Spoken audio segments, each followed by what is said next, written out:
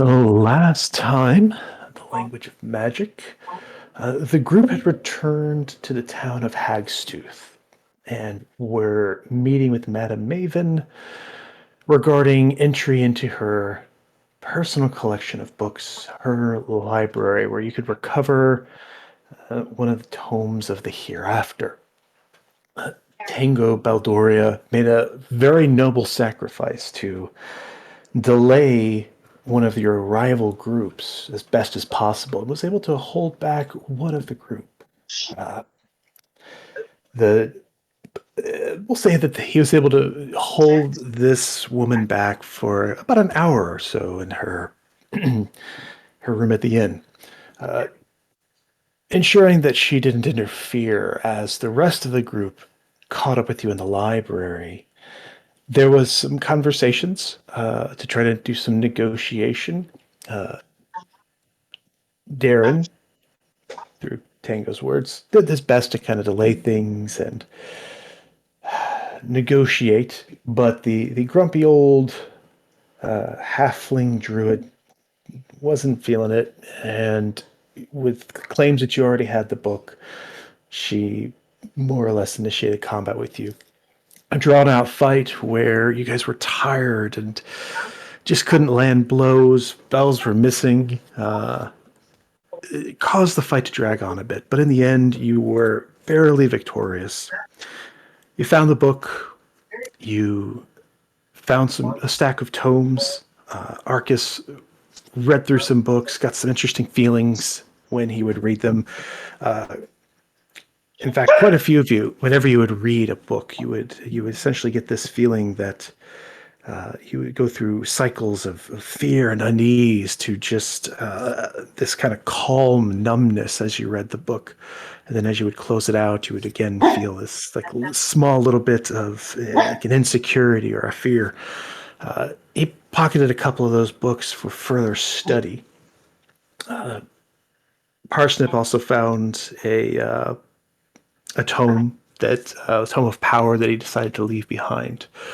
Eventually, you gathered up these things and you headed out of the library.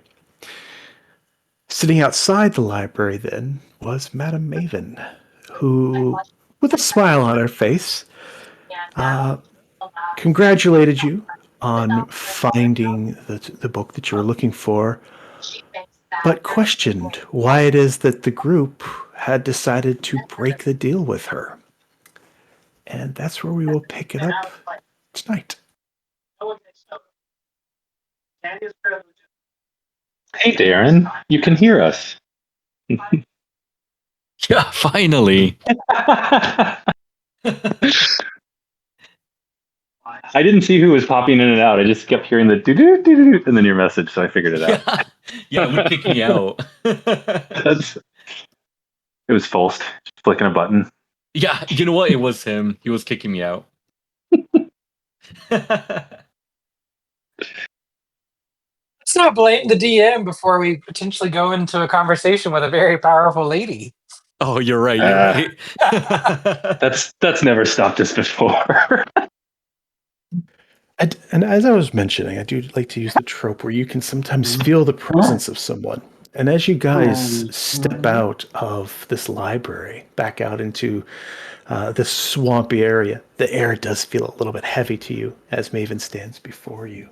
Again, she is smiling, but she's asking why you're breaking the deal.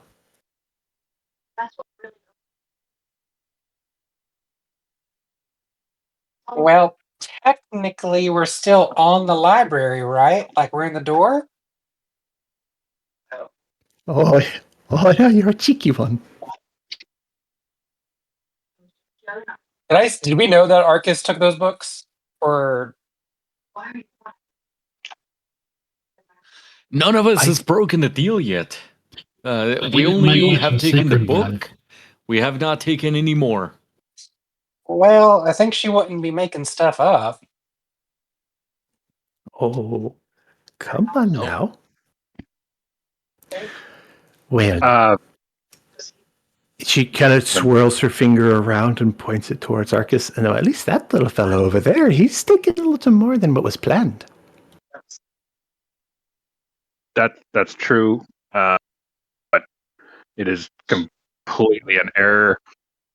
See, we got jumped, and I was in the middle of reading this book, and I put it in my pack to, deal with the people that jumped us, and I kind of forgot it was there. I did not mean to take it, although it is fascinating. I want to get into that at some point, but I will gladly return the book. No ill intent. Well, you see, I do consider the library to be the inner area, not necessarily the tunnels that lead to it. So, well, I'm afraid the deal is broken now. So, we can do a couple of things. I can see that you weren't trying to just stick one to old Maven here. But perhaps we can negotiate a new deal of some kind, or make an addendum, an amendment of some kind. How does that sound? Awfully kind of you. I mean, I can go back there right now and put the book back.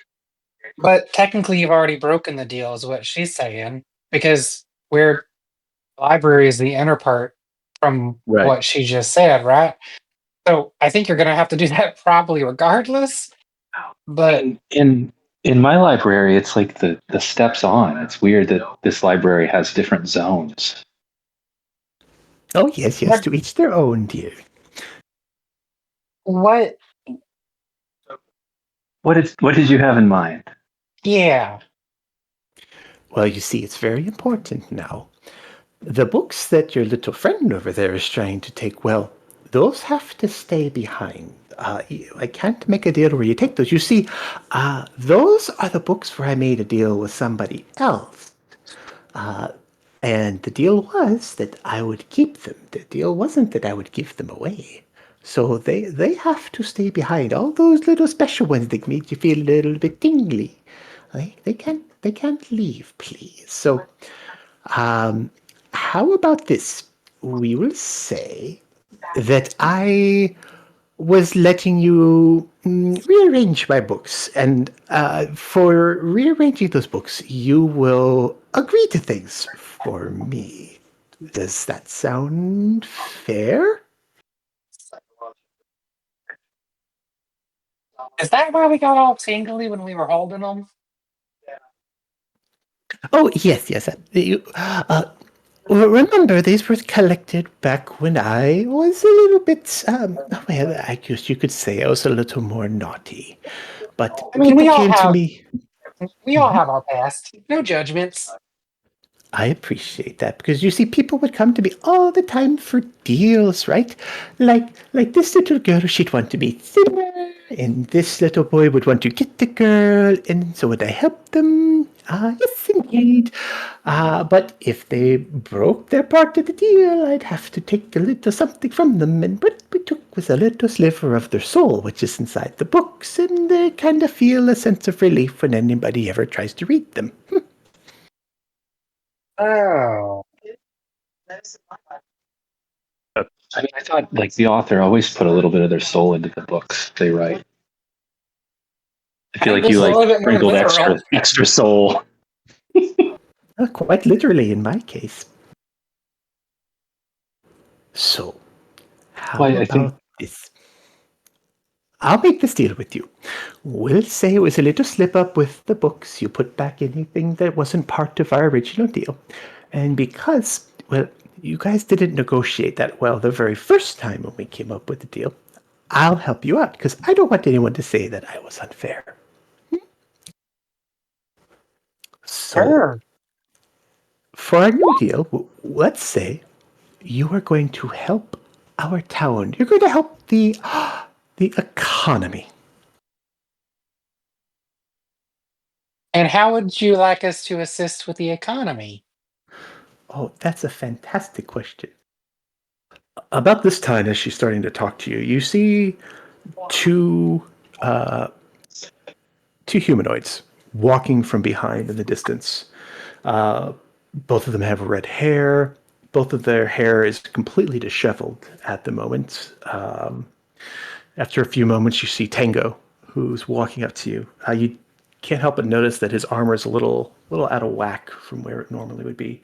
But you see he and one of the Greenleaf girls are currently walking up to you all.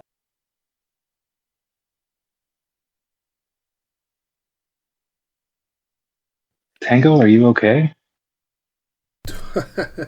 You look like I feel. I Great. think he's more than okay. You look not great. I feel amazing.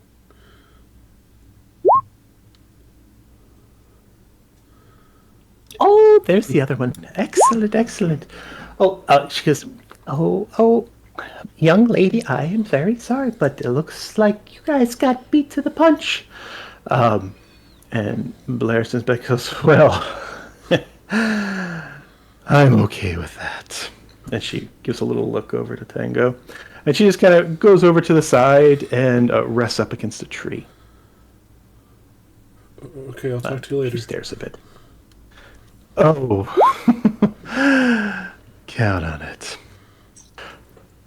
She goes, so, here's what I think you all should do to make up for this little discretion. I would say that you, well, try to be nice to the girls in town. Let them know that they're doing a wonderful job.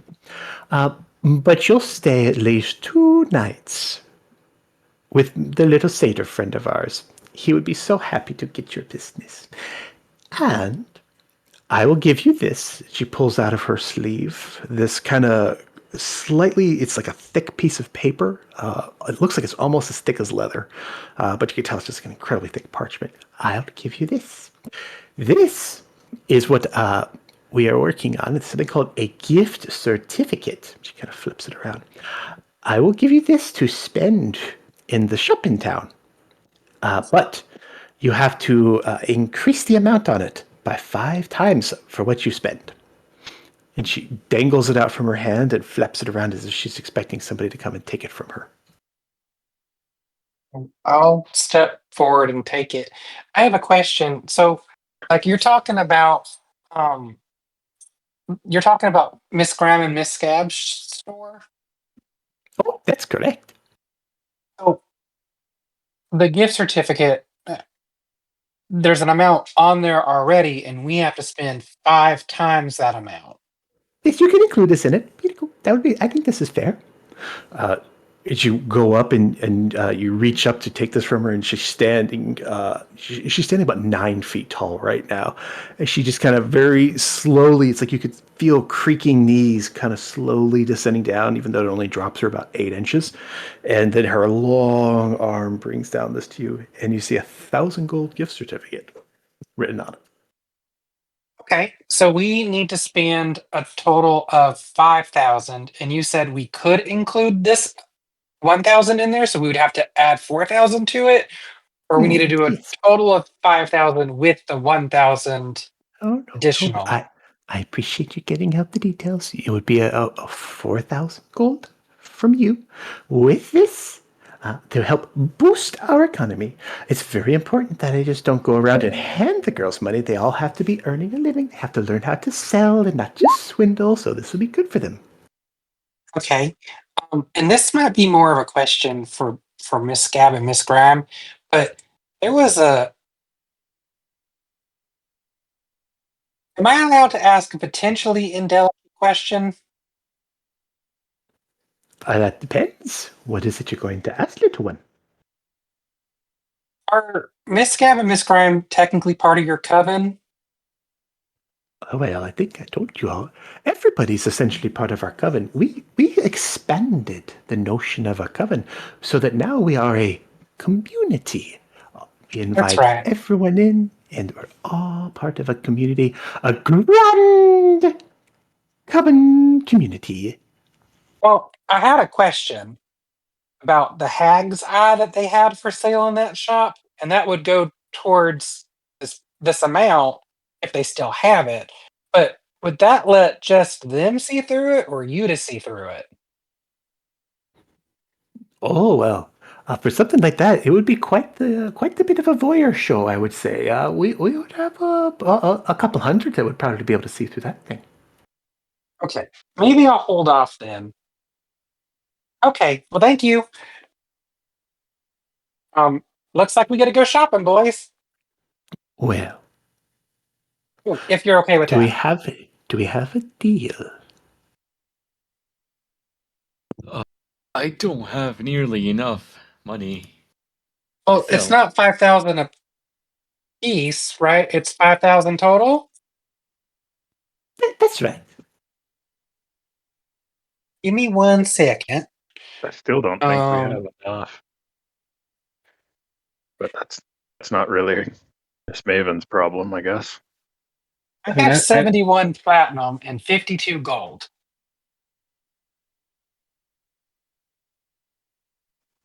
yeah, I've got some things that I could sell. I think we might be able to get there. And also, we could probably barter our services in the town for coin to further expand the economy if we're a little short.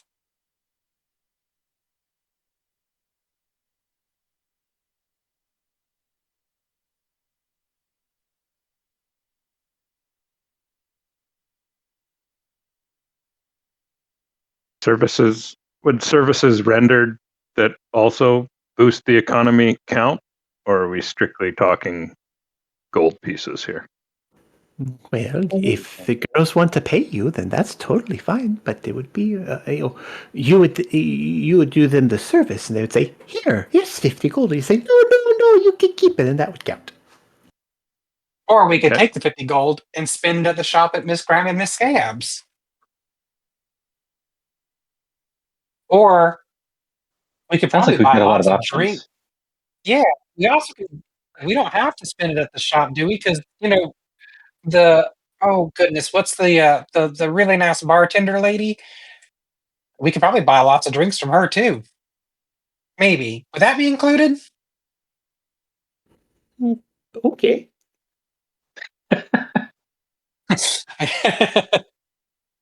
Y'all can hear me, okay? Right? Yeah. Oh, yeah. Oh yeah. Am I super loud? No. Normal. Good. Or Yeah. the other option could be, if you really want to take those books, well, I'm afraid they'd have to go over my dead body because I have to keep them here to protect them. So, Well, no, I don't. we Marcus, you don't want to murder anyone, right? No. I'm not. I'm very interested in the ability to put a soul into a book, but not at the risk of upsetting Miss Maven. Oh, you're such a sweetheart. So, she kind of looks over her shoulder at Tango and looks back to the rest of the group. Do we have a deal with the Emerald Scale? I say yes. You do. yes, so. Okay. It's excellent. It's a deal. Oh, well, I'm glad that's settled. Please put the books back when you can. And she turns around and she slowly starts walking away from you all. Tango, as you're kind of in the path of her, you kind of hear her talking to herself. She goes, oh, I still got it, didn't we? Oh, I'd have paid those guys so much gold if they had bargained for it. Oh, 5,000 would have been a drop in the bucket. Da, da, da. And she just walks past you.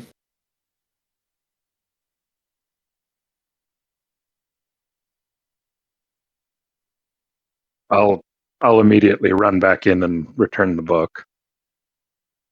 We don't have any. Like, no one else has any books on them, right? Like, just to make sure. I think I I don't have read any. one, but I didn't take one. I was looking through my inventory. I didn't note any. The only one I wasn't sure about was whether or not Parsnip took the tome with him.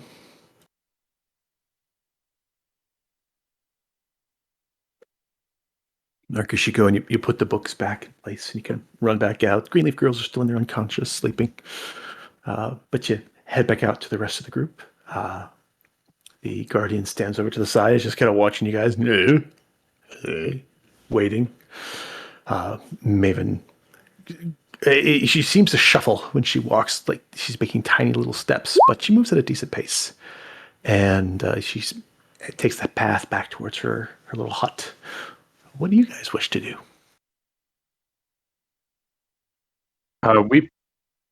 We picked the Greenleaf Girls dry, right? We got all their stuff. They had a little bit of money on them, but they were mostly equipped with just like regular old sticks for staves. They had some leather armors. One of them had I believe it was, maybe not. Maybe it's Blair that actually has one of them has a costly wooden breastplate. I think that might actually be Blair. That's right. You put that up. If it's Blair, it's currently backwards.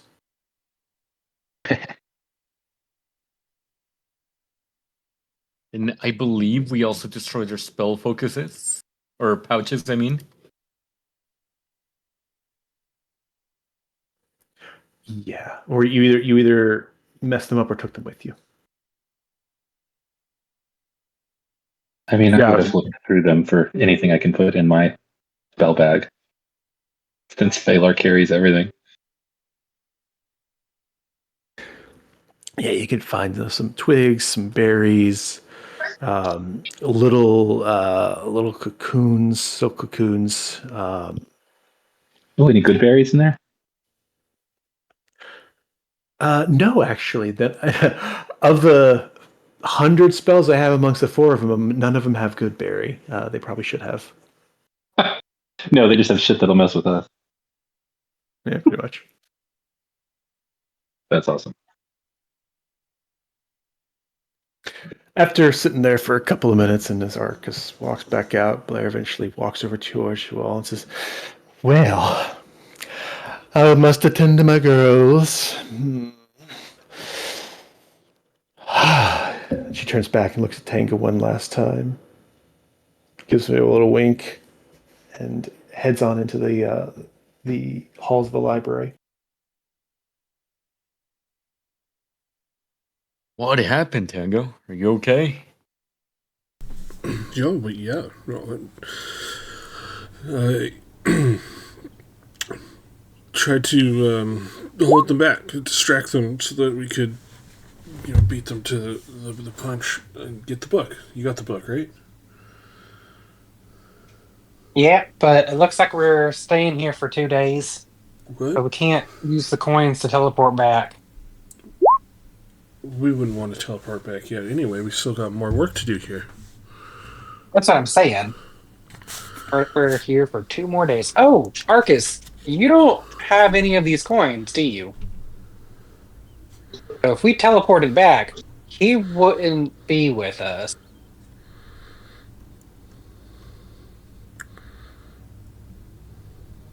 That is No. true.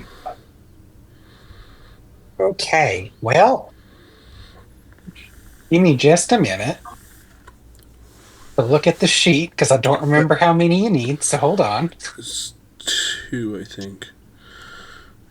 But And like, Parsnip, if you didn't see it, heal 21 from Healing Word. we still got some work to do in this area. Like, we got to go investigate the Bog of Cullen and find out more about Shannon Estuary for the other Sure, unknown but book. we need to go ahead and take this book back, too, because I don't want to have it on me. It's best to go ahead and get this back. I see. Yeah. Maybe What? we could work something out with one of the ladies and see if they have a teleport circle, and maybe we can teleport back here Well, and then use this as like a journey point. couldn't we just have one of us teleport back to Syl? Give him the Yeah, but I book mean, like, we told Miss Maven that we would spend 2 nights here. I don't want to. Right, I mean, after the 2 nights. I mean, we could, yeah, but then how would we get back to them? We could ask Because Maven these if coins. there's a teleportation spell Syl can send us to. Well, that's what I was going to ask. Like, maybe they have like a teleportation circle, like the Answer Dragon had.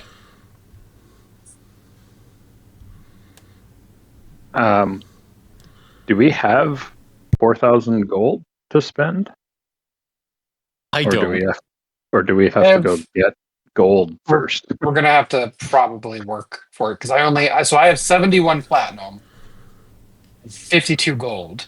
In the party loot, we have a bunch of stuff that we could probably use. Yeah, I've got like 700 gold between my gold and platinum, but I also have We some also have, things I can sell. and I also understand like maybe the amount for gems doesn't equal a 1-to-1 ratio, but like we have 5,000 gold worth of gems in our bag right now. Yeah, when I give you guys a gold amount for gems, that's basically the sell value for them. Perfect. So yeah, we have the money in the party loot. Problem, like the thing to be aware of or mindful of is like we can just subtract material component costs from that for like the bigger spells that require a dollar amount or a gold value. Yeah, I guess I'm just saying, like, we might have to go get gold somehow. So if you guys have other things to do around here, could I mean, kind we of could probably, stone two birds. You know what I mean? yeah. I mean, we could probably do like I've said. Like if we need to, we can use our funds to dip into the party gym allotment if we need to, because I'm sure we'll find more. I don't know what floss, but we do have that as an option as well.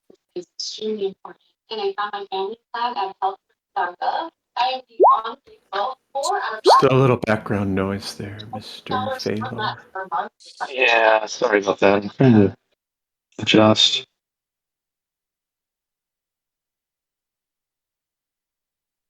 Well, I don't want you guys to spend all your money I mean, because of there was plenty my of. foolishness. So I mean, Well, we maybe already I can agreed sort as a this out. team. You're good, dude. Um, there were some really cool things at that store. Like there's a Ring of Spell store, and of course that's Yeah. 5,000. And then there was like the Ring of Featherfall, and there was Gauntlets of Ogre Power, which I'm looking at on a scale of That I would like to sell as well. So like I think yeah, it's on a okay. scale of 1 to 20, I'm an 8 as far as power goes, and that would make me an 19. So then I could punch stuff and carry things, which would be really cool, and that would literally be the only thing I have or would use it for.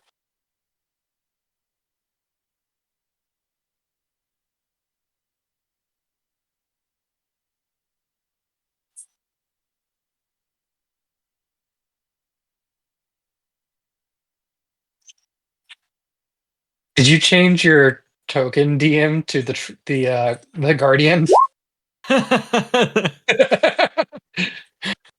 Yeah, because I was going to emote as it. I just saw like movement down there, and I was like, wait a minute. But yeah, there's tons of stuff that we can go buy there. And I'm gonna be honest, literally the majority of the items they have, we're gonna very easily spend the money that we need to spend. Like Yes.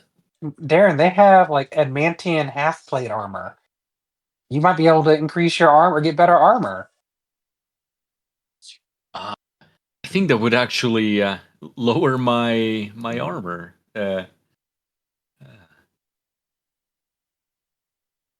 I like my armor. It's a little bit better than what they have in store. Ooh, look at me. I have an AC higher than 12. But if anything, we could maybe all pool in and buy the Ring of Spell Storing. I know one of you mages might want to use it. Oh, there's more than that too, right? Like, there's tons of. That's my point. Let's go see what Miss Scab and Miss Grime. Yeah, Hey, Grime Carter, and Miss Scab. No, or I think, have. I think we should get a move on. The Guardian seems weird. Yeah, we should probably keep going. Okay. I wave at the Guardian as we're walking away. You place back. Arcus, as we're moving, I'm gonna hand you a potion of healing, just because you look like you need it. Thank you. And Parsnip, I gave you 21 HP.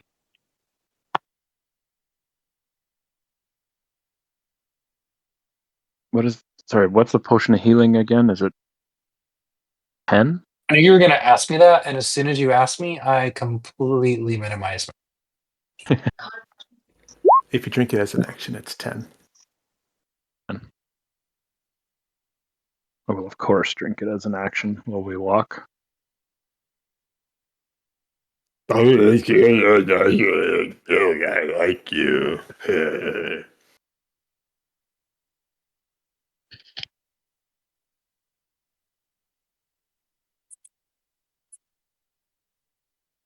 3 left. Move item.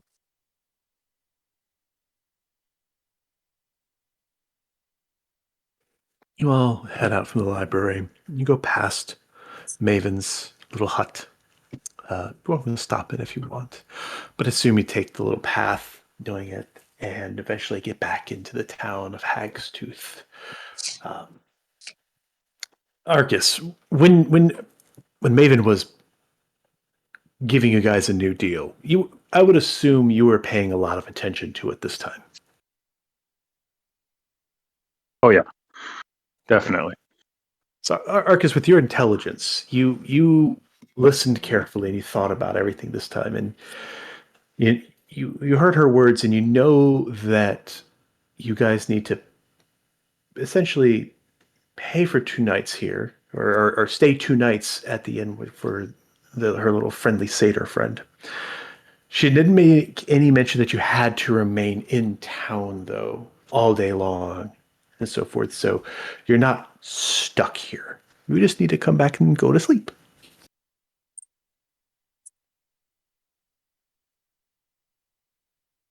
Right. Didn't we want to stop off and see Madam Maven real quick about a teleportation circle?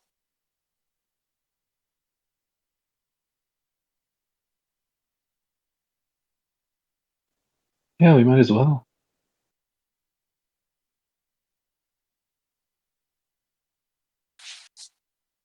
You all swing back by Madam Maven's along the way.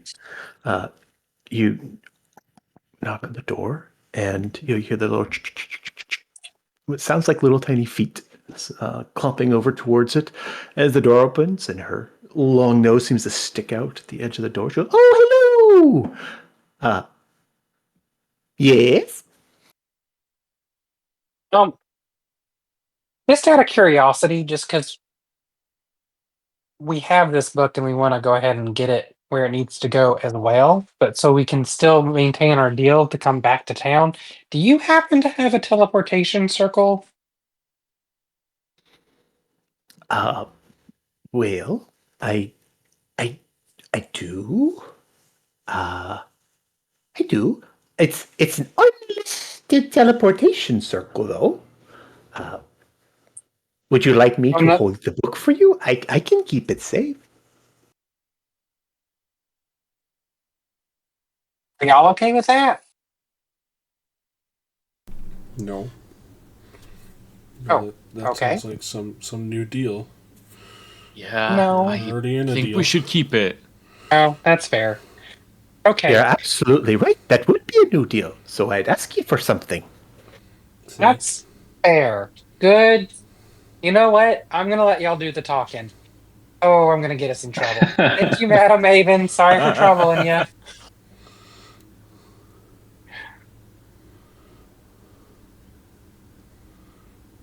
And Simon will like hop down off her porch and wave. It's kind of the strange thing as you look from outside. It's a little bit lighter inside than it is inside of the hut, so it's a little darker. And when you wave to her, you kind of can see inside these long white fingers that almost look like claws because they're so pale as they kind of wave towards you. But it's almost eerie looking, like the claws are reaching out in the darkness towards you.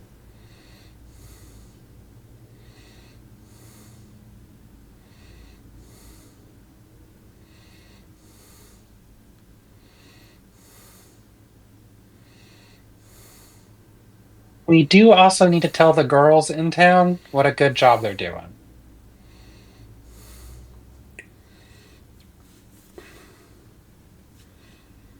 Well, Tango, what are these other loose ends that we need to tie off? Well, we're not far from the Bog of Colin, which is where we learnt that the 7th book would be underwater. Something about somebody formerly known as Shannon Estuary. I don't keep good notes, so I just know it's kind of not too far away. Check my notes.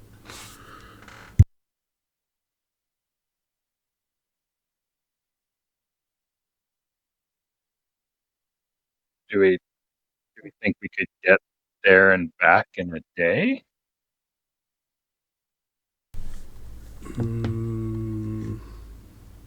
Not sure. If I remember right, it was like Galleon was between this town and the Bog of Colin. Well, it took us almost a day to get the galleon in it, didn't it? Yeah. Took So- you guys like 2 hours. Oh. It I'm might just be saying, like, by Colin. the time, yeah, but by like the time we get there, we'll have to just turn right around. So, because of Arcus's horses, it takes you about 2 hours to get to Galleon, maybe less. That's including the like ramp up time for him to cast his ritual spell over and over again just to get you guys going. The travel time was only like an hour, and then it was only supposed to be an additional 10 to 15 miles to the Bog of Cullen. So you're saying we could make it there and back in a day and do stuff? Because I mean, I'm just thinking about it. Like, if we have 5,000 gold, it's very easy to meet this deal.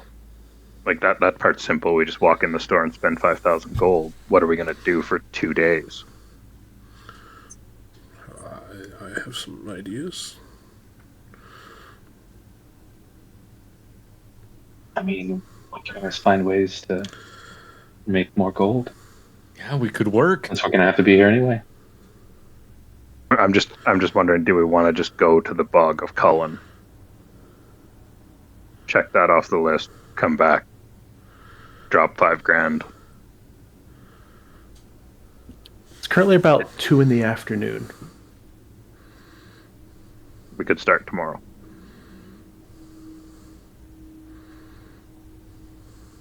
So sorry, DM.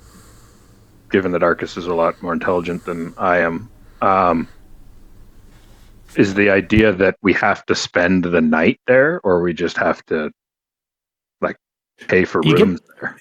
The way that it seemed is that she wanted you to spend the night, spend 2 nights in his inn, so make him happy.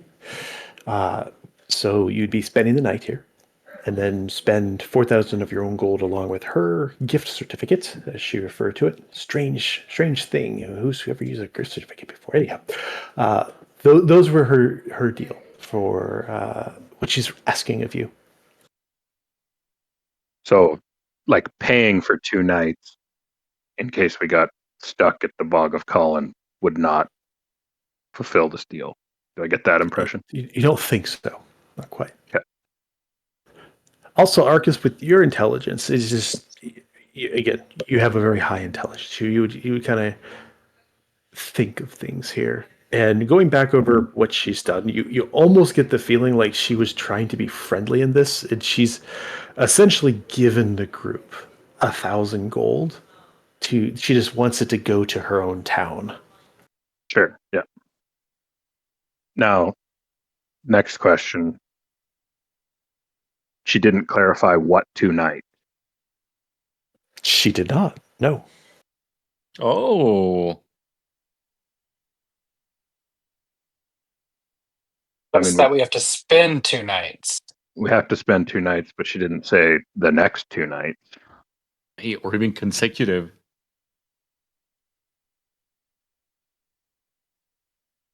Well, shit.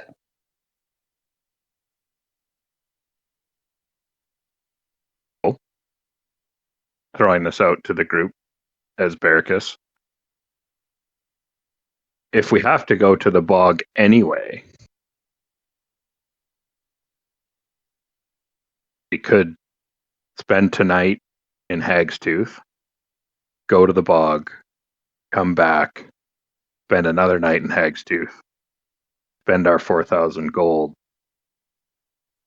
and go home with 2 books.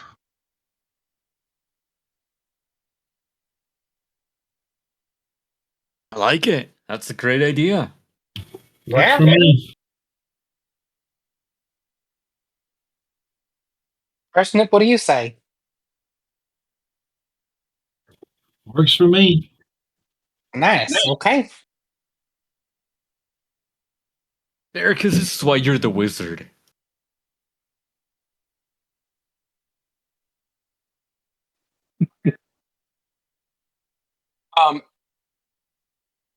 So I'm assuming I have my telepathic abilities back.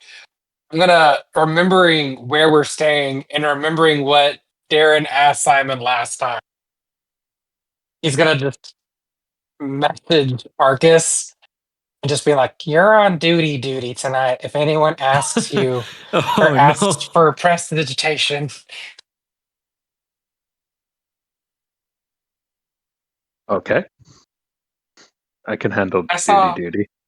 Okay, I saw a lot of Darren that I don't think I was prepared to see. Um, and that's all I'm gonna say on that topic. And he just gives a 1,000-yard stare.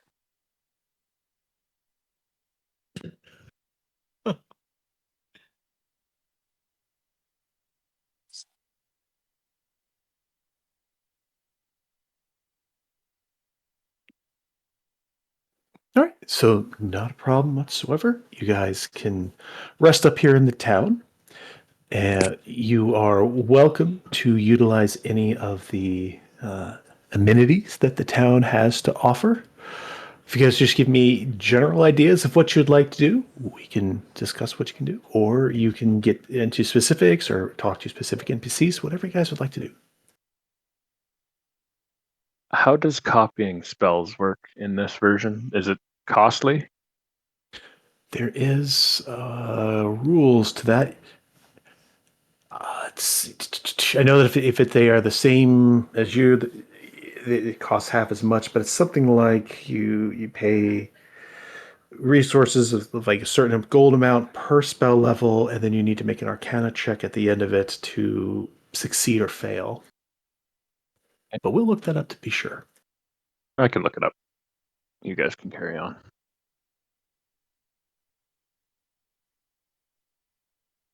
Go, I don't think you went into the shop.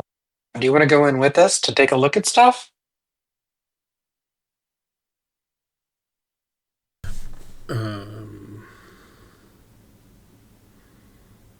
It went good last time, right?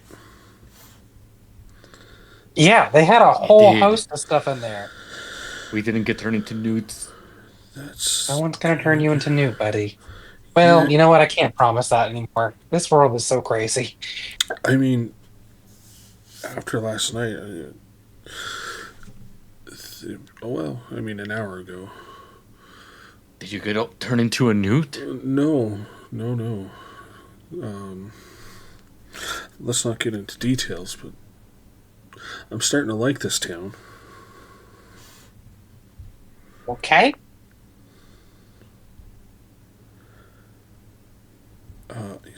How disheveled is Tango right now? like fully. Like straps on his armor are not done up. His hair is an absolute mess. You wonder if his eye patch is even on the right eye. And he looks exhausted. Well, clearly the lady you were holding back was the strongest of the ladies, because, like, you look worse than we did. Yes. Totally.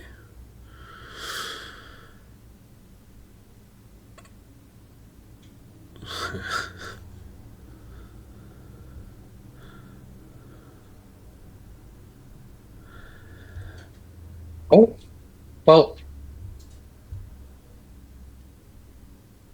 you don't want to just kind of hang out, get some rest, go see the ladies, go to the bar. I don't really know what else there is to do here. I know I could use some rest, but sure I can get some of that at the bar. It was pleasant there.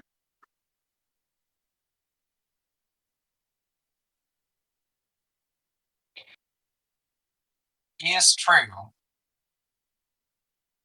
I could always try to perform and donate the money to the bar as well.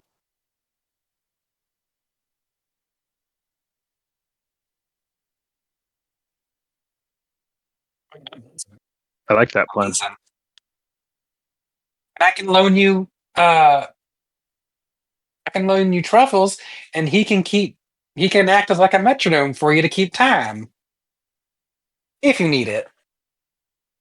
And we have a fancy violin. Wink, wink. Oh, did we ever look into that violin? I don't think so. Yes, I took over Simon and he identified it. Oh, nice. Okay.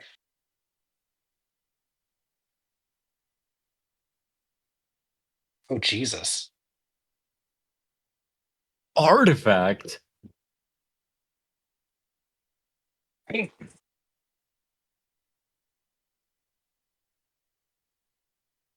I could copy and paste it out of Roll20. It's dark on a black background. That's fun. Yeah, I swapped back and forth between the light and dark to try to make sure that doesn't happen, but I guess I missed it with this one. You guys playing No big, dark? no biggie.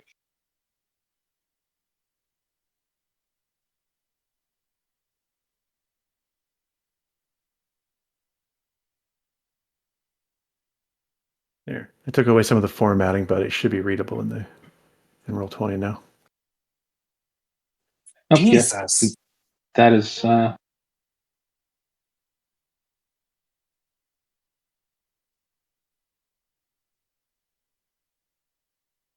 DM, would we be able to tell if this thing is cursed or anything like that? Well, if you use identify, it doesn't necessarily tell you that an item is cursed or not. A more powerful spell like legend lore would on some things, and then there could be items that are specifically designed to circumvent that as well. Mhm. So, it all kind of depends on how powerful something is as to what level of magic might be needed to identify whether or not there's something wrong with it.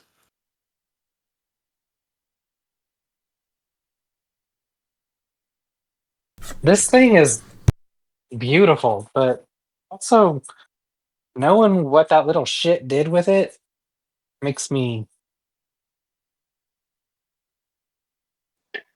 think he doesn't I mean, have it. I kind of liked the tune. It was just what the tune was doing. That wasn't great.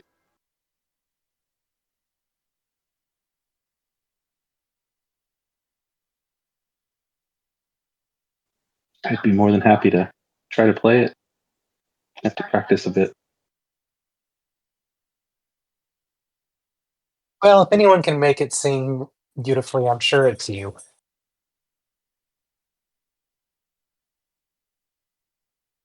I like that it says requires a tune by a bard or similar. What's similar to a bard? So, because of the changes in 2024 with the musician background, I figured it'd be appropriate for a musician or somebody who took a feat like actor to be able to take it. Okay, that makes sense.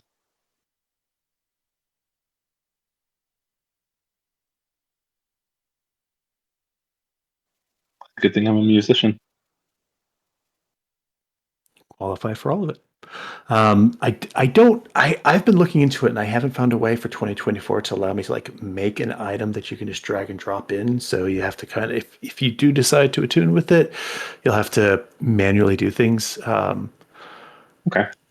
What you might want to do, it might be to find something similar, like another item that provides like a stat bonus, for instance, or a spell save bonus, and attune with it, and then just like notate or rename it, something like that. Okay. Yeah, I'll see what after this. I'll see what like or D&D Beyond what I might be able to put together.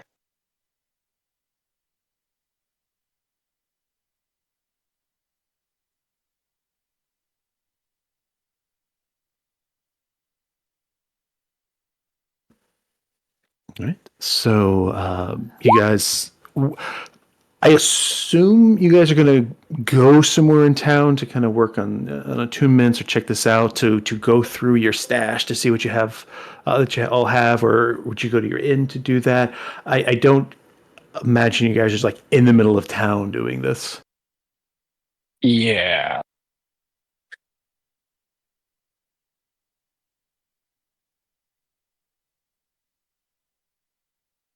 Yeah.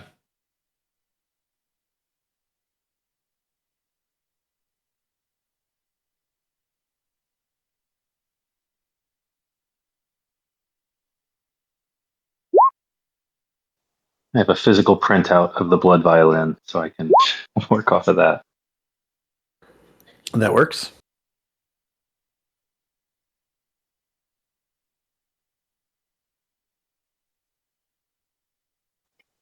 While we were or are in town, I did want to try to sell my bracers of archery if there's a place to do that. We Certainly. probably we probably need to go see Miss Scab and Miss Crab. Wonder if they'd barter maybe some of the item prices down. You guys head over towards the south side of town. You look up at one of these huts, and it's got a little sign swinging from it, and it says "An eye for trade." And "I" is, EYE's. It's written a slightly strange font, calling attention to that particular word. And those of you that decide to, you walk into the room, and as I mentioned before, it's pretty much just a square, large area, and you can see the outer walls from it, but the items in it are all nicely arranged here and there. There's a center column in the middle of the hut, and the two fairly large, they're like 6.5 feet tall, shriveled hag ladies are each kind of leaning up against either opposite side of that central pole. They have little racks set up with various types of armor on it, items hanging from the walls, leaning up against it, sitting on shelves. But it's fairly easy to find what you're looking for. And as you guys approach and start walking back in, one of the hags kind of slaps the other one on the shoulder, says, "Hey, I told you they'd be coming back." And the other one just kind of rolls their eyes and slumps a little bit as you guys enter into their shop.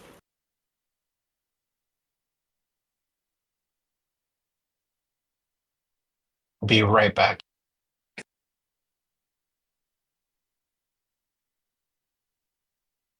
Do you guys happen to sell, magical inks and pens and stuff like that for transcribing spells? Yep, yeah. She kind of swings her arm back and forth, and one of them walks over to this kind of chest in the back. She blows on it, a bunch of dust flies off of it. We don't have much need for the spell components here, but she opens it up, and you look inside and kind of go over to her shoulder, and it looks like this chest is almost like a joking magician's chest. It goes deeper than the floor. And she goes, and she grabs a little handle and she pulls up what seems to be a pole with shells attached to it. And it goes up to the top of the ceiling.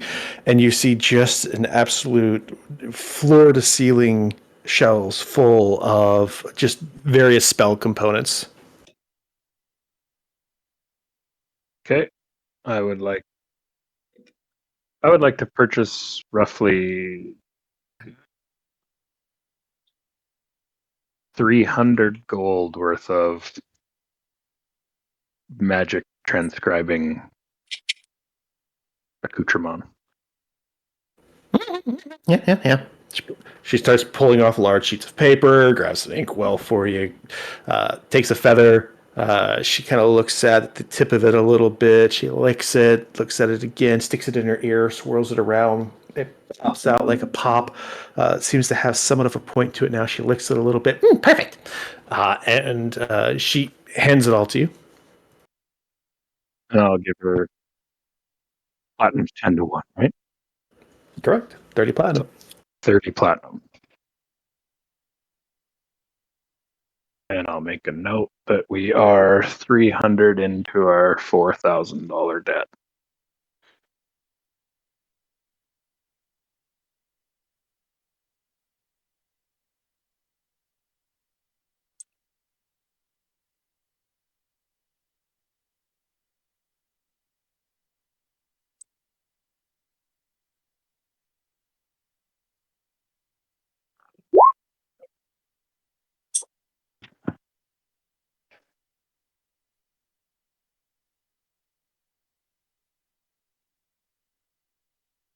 Anybody else buying anything? Anything else? The quiet one's over to the side. She just lets out this long, deep belch. Would y'all be interested in maybe you like could so if I don't have enough for an item, but I have other items, could I put the value of those items towards this? Like, would y'all be interested in, you know, accepting a certain level of currency plus item to purchase stuff with?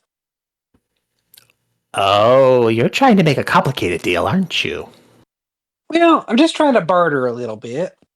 I hope it's not complicated, but like essentially, I want to sell some of my items and maybe use the value of that towards decreasing the price of one of your items so that I can purchase something that I'm interested in.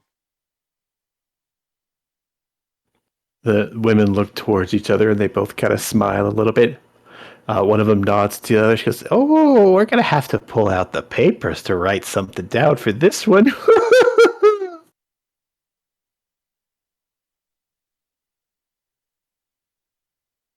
Oh, sure. We can bargain. Oh boy. I'm interested in that ring over there, the one in the Spellstorm. Um, Yes. but I don't have 5,000 gold. I do have a good amount of gold, but I do have this scroll of counterspell, and I have this staff of the Python, and I was wondering if I might be able to use those to decrease the price if we were to go forward with that. Like, if I were to sell y'all these, what would y'all buy them for? Ooh. So you just want to sell us things? Oh yeah, no, I'm sorry. I don't know that I have anything else that y'all would like. I thought you were going to try to put some kind of monetary value on it, then negotiate it up, negotiate it down. Yeah, no.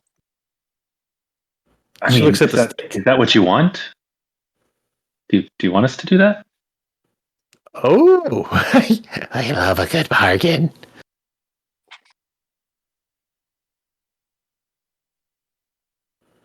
She looks at your staff. She gets kind of close down to it, taps it when you show it to her a little bit. 500 gold. Oh, we Okay. can bargain. You know, I don't know that I am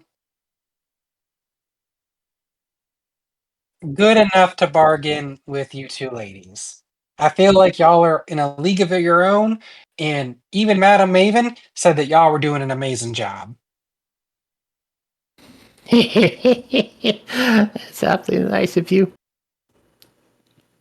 Um, Just Scamp what grunts at you. what would you pay for this scroll of counterspell? Yeah, I wouldn't pay a copper for it, but if you're trying to sell it, I would make a bargain that for 75 gold. Maybe I'll hold on to that. I did after I'll almost use it like a few times. Okay. Well, I'll look at everyone. We can put the 500 uh towards something if y'all want. Because I use my wand more than I use the staff.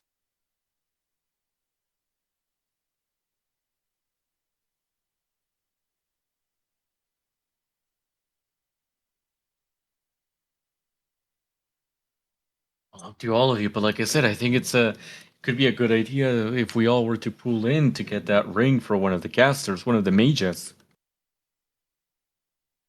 I mean, even Phalar or Parsnip could use it. I mean, like they also use spells, and you know, like yourself, they use their spells mostly to keep us up and moving. You can never have too many healing spells or healing potions. That is true.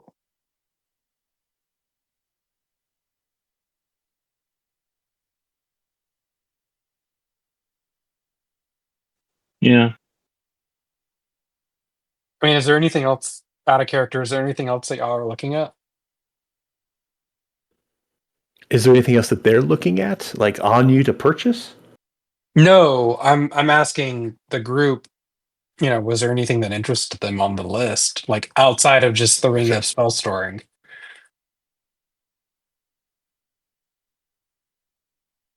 I mean, the cloak of displacement would be sweet, but it's pretty Yeah, pricey. 20,000. I do not have. Yeah. I was because I don't know.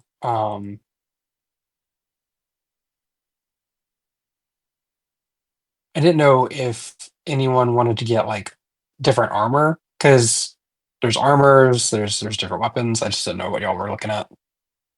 I was looking at the shield +1, but I don't know if 800 is worth it, honestly.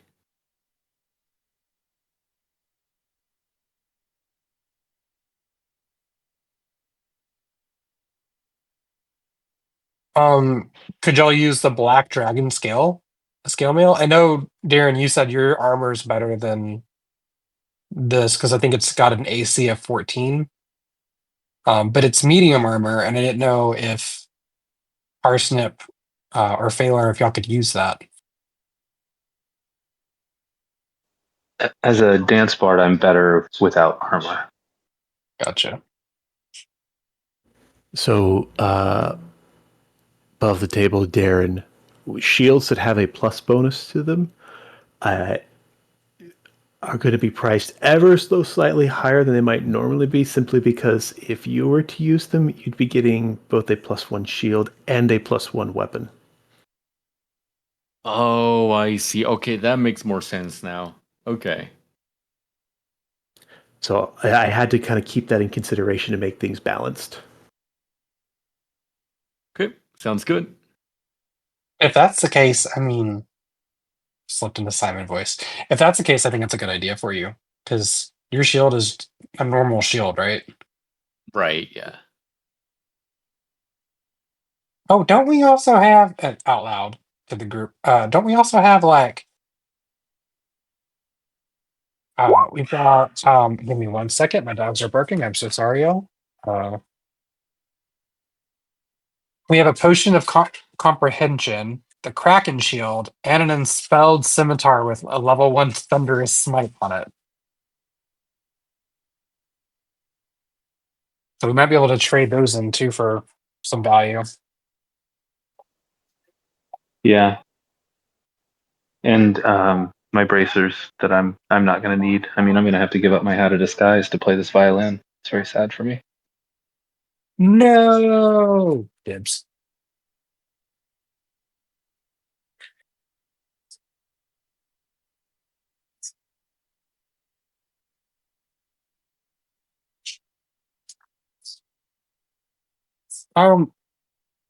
Miss Graham, Miss Scab, what would y'all give us for these items? We have a potion of comprehension. We've got a scimitar here that can do a thunderous smite spell, and we have this really cool Kraken shield, where like it can use tentacles to grapple someone. It's kind of cool. Hold on, what's the potion of comprehension do? I think it's like comprehend languages. I think. Yeah. That's actually Argus would probably be able to tell what that is just by like taking a quick sip. He would notice a potion of comprehension and know that it's a common potion that does cast the comprehend language spell on you for 1 hour. Okay.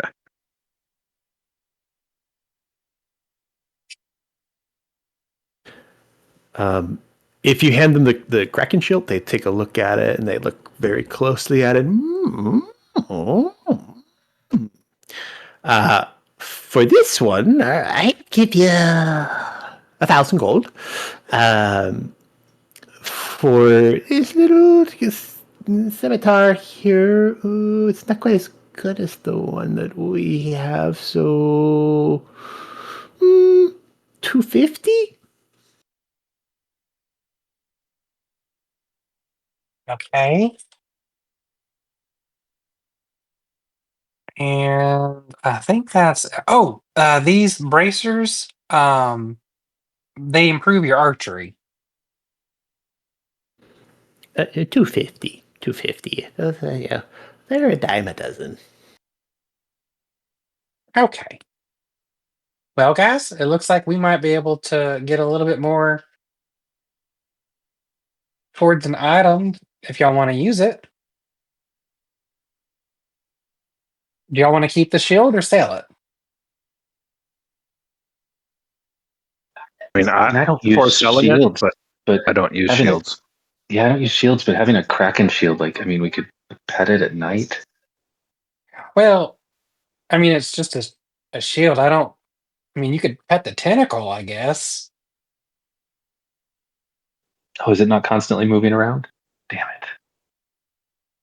it. Is it constantly moving around? No one's attuned to it, so you're not sure if it might wiggle some when you're attuned to it. Yeah, I think we can sell it. I don't use it because our shield bearer doesn't want it, right? So, Parsnip, do you want it?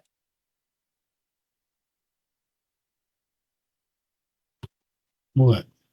The shield? No, thank you. Yeah. Okay. And I don't think Tango would use a shield. No, sir. Parsnip, do you want the archery bracers? oh yeah. Don't you shoot arrows? Yeah, but it was not going to help me that much, and it takes an attunement, doesn't it? It does, yeah. That's why I can't keep it really. Right.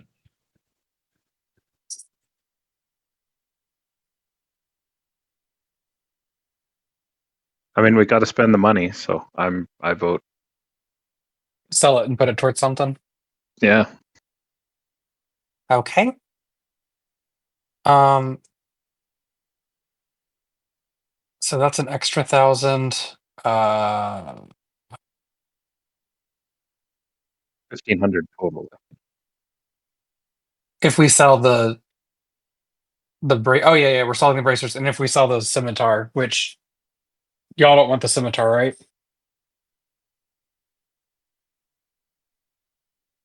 Not I.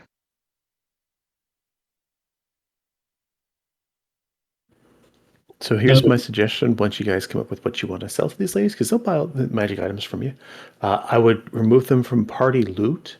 You might want to then, you've got a couple of scattered gems and gold and stuff. You might want to consolidate it all and give yourselves like a total party funds gold amount. And that might make it easier for you guys. Okay.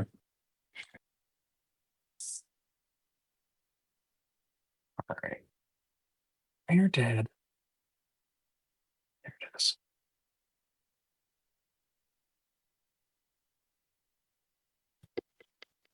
What about the floating scabbard? Tango's using it, I think. Oh, okay. So yeah, it probably needs to be removed from there.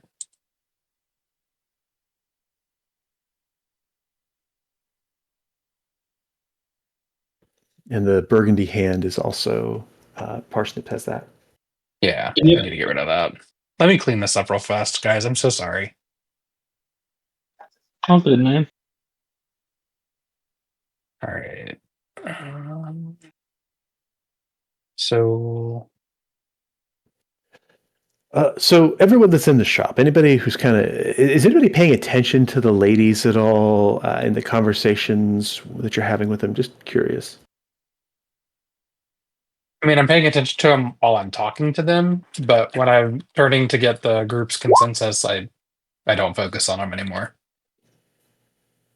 I would say Arcus is almost not paying attention to them. He's just trying to dig through this now 3 spell books and decide which spells he's going to try to copy first.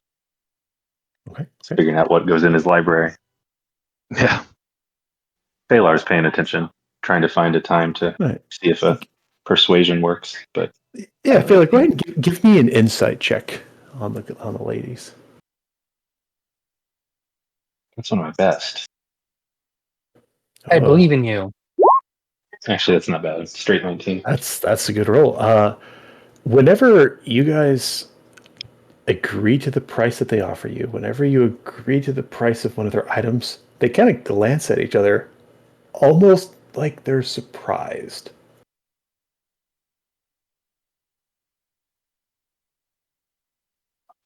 Hey guys, huddle up over here.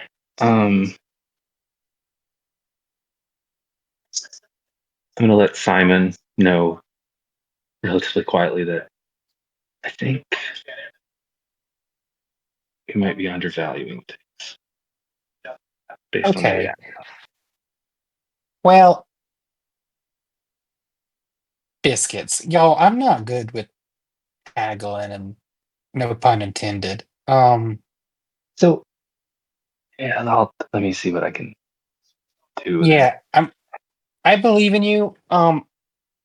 I am so sorry, y'all. And I'm just gonna like be quiet and back up a little bit and just give Phalar the space. Simon, it's okay. I'm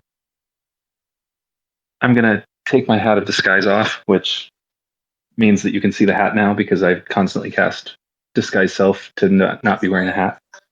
Yes. Ladies, I've been watching you, and we're obviously a younger group of adventurers, and I feel like the prices aren't right. I feel like you might be trying to get away with more than would be fair.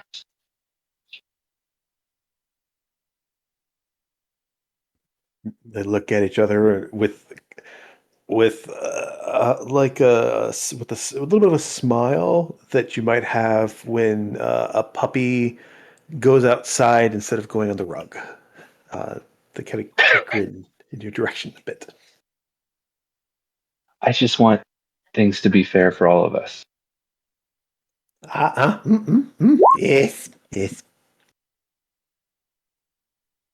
Jesus. I know I was so close to rolling in at 22, which would have been a 30, but here we are.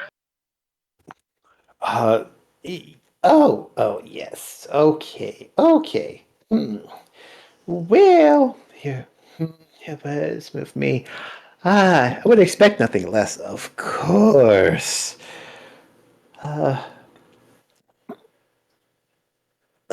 Sticker prices are always negotiable, but we'll go ahead since you've done so much for little Maven. Yes, she told us that you were going to be here. You can you can take 10% off the price of anything you see. And for that lot over there, we'll throw in another. Oh, I think we kind of whisper to each other. Another 200, if you sell it all.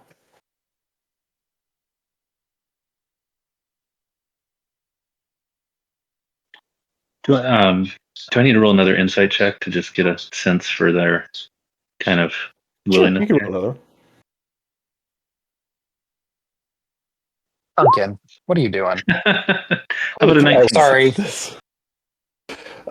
You get that they expect there to be a negotiation no matter what, and the best that you get kind of from them, their attitude, the little smile that they've given you, is that they've probably gone and reduced the price to a little more than what their default reduction is. You may have been able to talk them into a little more, but you feel confident that they're happy to do what they've done for you so far.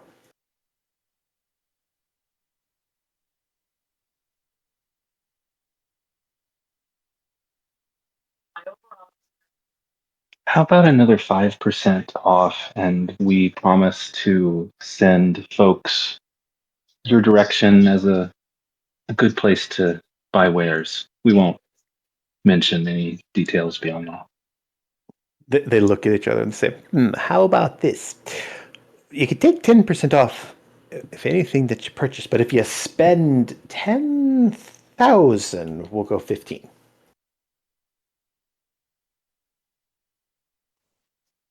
Good. Okay. Well, I don't know that we're going to be able to do that.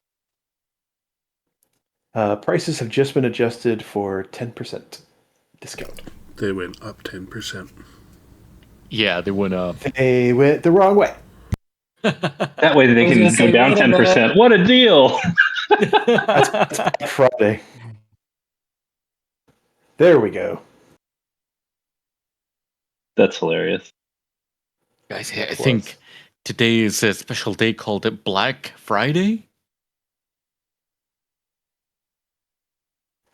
Oh, we call it Green Friday around here.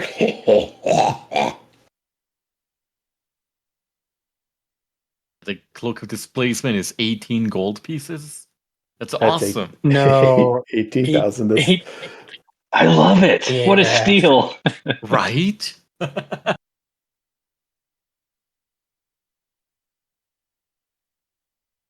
don't even know what the Ring of Shooting Stars is, but I want it. I Just based on its know. name. I keep staring at it and being like, I'll figure it out. I'm sure I can figure out how to buy that. Oh, No, son. damn. I think the comma might be throwing everything off. Yeah, it probably is, but I think it reduced it. Okay, it just means 11,000. Yeah. Yeah, the rod of absorption was like 60 something, and now it's 59. Well, Yeah, it was 65. friends, if you're all okay with it, I'm thinking of selling this war picks and buying myself a shield. Do Oh, it. that war pick is really helpful, though, isn't it?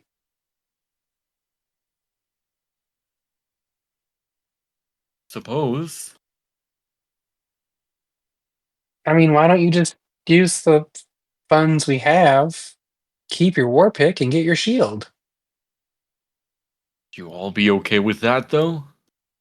Do that instead.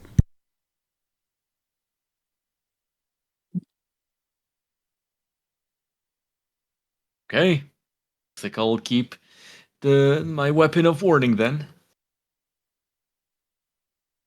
Yeah, and Darren would like to buy the +1 shield. Yeah, very good. They take it down off the wall, and they present it to you to kind of test out and see how it feels. Yep. He's gonna try and toss it somewhere. Lightly. So you kind of toss it up in the air, move it around, not try to hit anything with it. And at first, it feels really off because you've really trained forever on one particular shield. This one is a little lighter because it's an actual magic shield to it. It looks like it might have been heavier, like it might have been a thick metal, but it's actually not. When you pick it up and you hold it, it's a little bit lighter, and you can kind of feel this round shield that's almost shaped like a buckler but bigger. But as you start to kind of get the hang of it, you feel like you'll adapt to it very, very quickly, and probably by the next time you go out there and use it in that kind of offensive fashion, you'll have it down. Perfect. Thank you. So that's 1,200. No, 720. And then, so Oh, total you mean? 1,000. Yeah, 1,020 is what we spent. Sorry.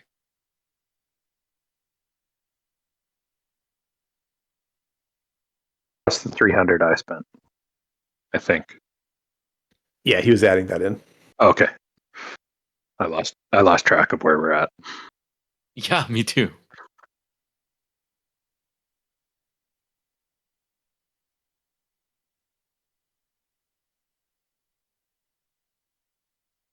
I really want those gauntlets of ogre power just because it'd be hilarious. That would be so funny. He'd be like stronger than Tango and I. Not for long. So you guys can ponder what you might want to purchase and so forth. Where we won't need to roleplay with the ladies. Anything when you decide if you want to make purchases, that's fine. If you want to try to invest in the town some other way, that works as well. Don't forget, you do have your 1,000 gold gift card or your gift certificate from Madam Maven. So be sure that you use that. But God. yeah. What else would you guys like to do in town, if anything? Sleep. Yep, definitely take Or- a big long nap. Or rest. What time is it? At this point, it's mid-afternoon, probably about 3 o'clock. Okay. I mean, we could hit the pub and Tango's gonna do some stuff. all right. What's Tango doing? We're right next to a bog, right? Yeah, this is swampish, but yeah, the water on the outskirts of the town is surprisingly deep. Yeah. I still have some fishing tackle and some crab traps from our excursion aboard the boats, so I'm going to try and set up a crab trap and maybe do a little bit of fishing. Okay. Do you have, if you look at the map, is there a particular place where you would want to kind of set things up?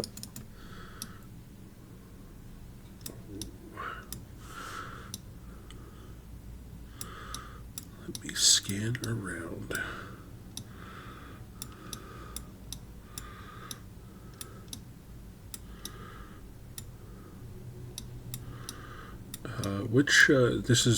This building here is the one we're staying in, right? That is Milo's Seaside Suites. Okay.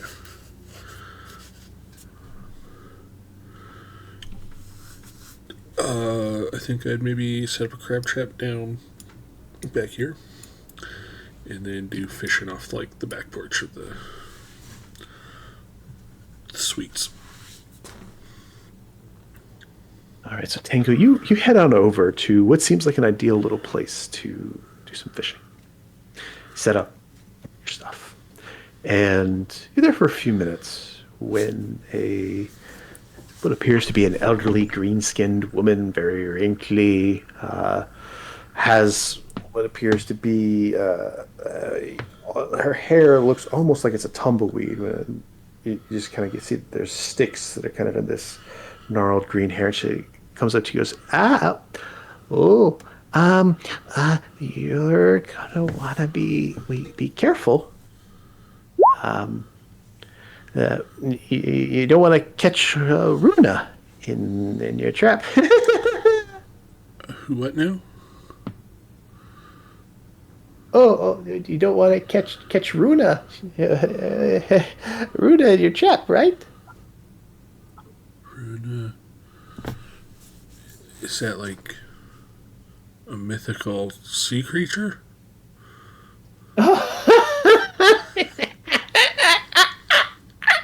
No. She's under there. And she points into the water, and this whole time she's kind of like waving her hand at where you're fishing. But you kind of can see past the little school of swirling fish that when you kind of tilt your head and the light catches it just the right way, there seems to be almost like a makeshift hut underneath the water. There's Runa sit there. She's she probably think it's funny. It probably would be. It'd scare the crap out of me. I'm just trying to catch some big old mud crabs. Oh, okay. Well, just you don't go and catch our oracle now, okay? And she turns and walks away. Oracle.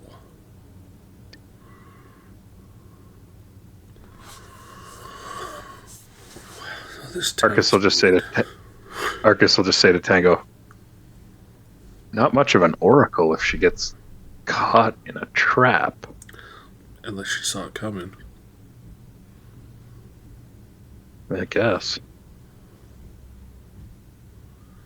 And Arcus will just try to help Tango fish, so he'll prestidigitation smells and minor illusion, little fish at the end of his hook and in his trap, and maybe dancing lights under the water, things that might attract fish. But other than that, he'll just sort of keep to himself and study his books. Right, that works. And you'll go ahead and roll just a d20 with advantage 3 times.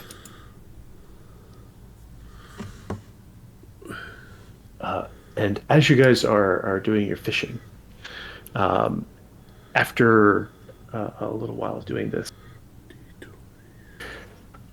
from this little image here, you guys have seen that there are these goblins that kind of rummage around through town. They haven't messed with you at all, but 2 of them. So, what do you think? They pop up in the water. They start swimming over towards the dock area where you guys are fishing, and one says to the other, "What do you think?" And the response is, "Well, I mean, she's usually pretty ripe. I don't know if you're gonna get Millie. She definitely seems like she's a little bit beyond you."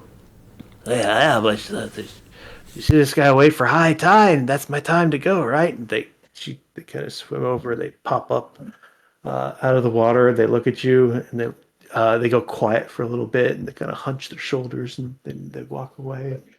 And I hear one of them say, "Yeah, well, I mean, she was right about the harvest that one time. So yeah, I mean, you never know." And they walk off.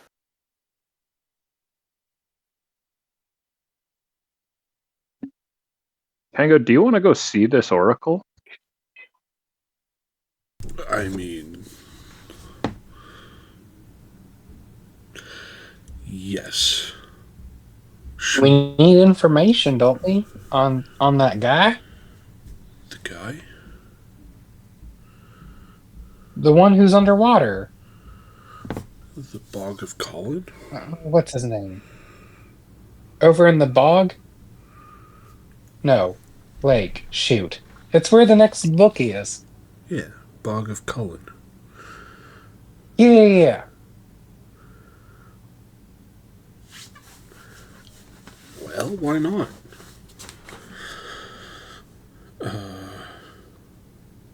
Can you breathe underwater, Arcus? I can make us all breathe underwater if we want. Oh, that works. Give me 10 minutes. Yeah. I was also going to say, I noticed there's a potion in that shop that we could have bought for.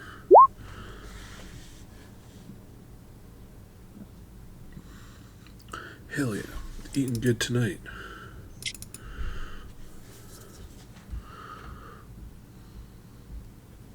Crawfish are pretty big size, not the little itty bitty dinky ones. Nice.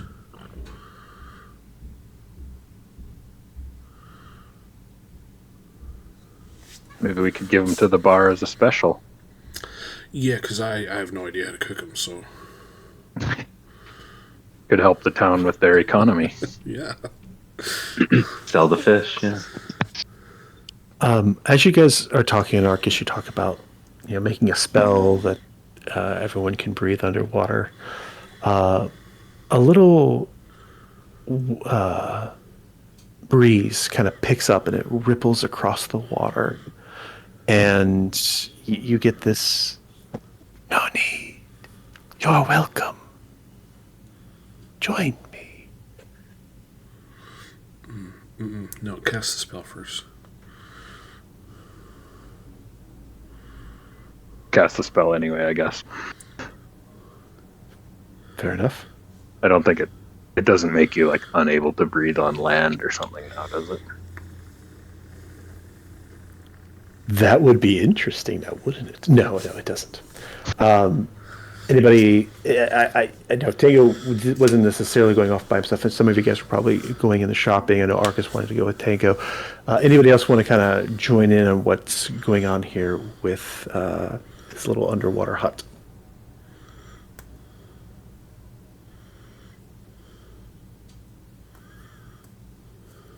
Speak now or keep shopping?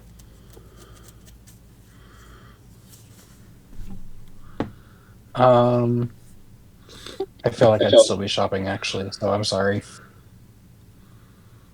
It's fine. If anybody wants to be there, okay, that's fair. Parsnip or Phalar, if you want to say that you're a part of it, that's fine. Yeah, I Taylor okay. Sure, why not? Okay. So when Arcus, you cast your water breathing, and you all can breathe underwater. You hop in. The water is fairly cold. Not so cold that you feel like you're going to hypothermia or whatever, but it seems like it should be warmer. When you would step in the bog area, the marshes and so forth, the water's a little warmer. It's a little colder here. You guys go down just a little bit, and there is about 10 feet down this little hole in this rock that you can see. You kind of pull your heads into it and you swim upwards a little bit.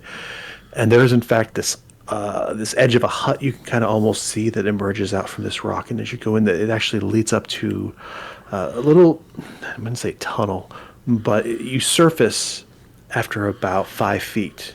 And there's a very damp, dripping little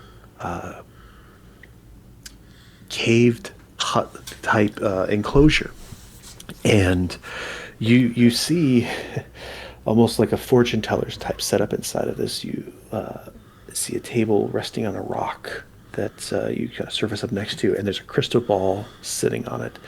And this woman, that looks like she's been underwater, where she's all wrinkly and shriveled up, very pale blue skin, eyes like that are very pointed to like similar to a fish's. Her hair kind of reminds you, Tango. You would see her hair that kind of acts like Blair's did, where it was acting as if it's underwater. It seems to do that even though she's sitting there in the air.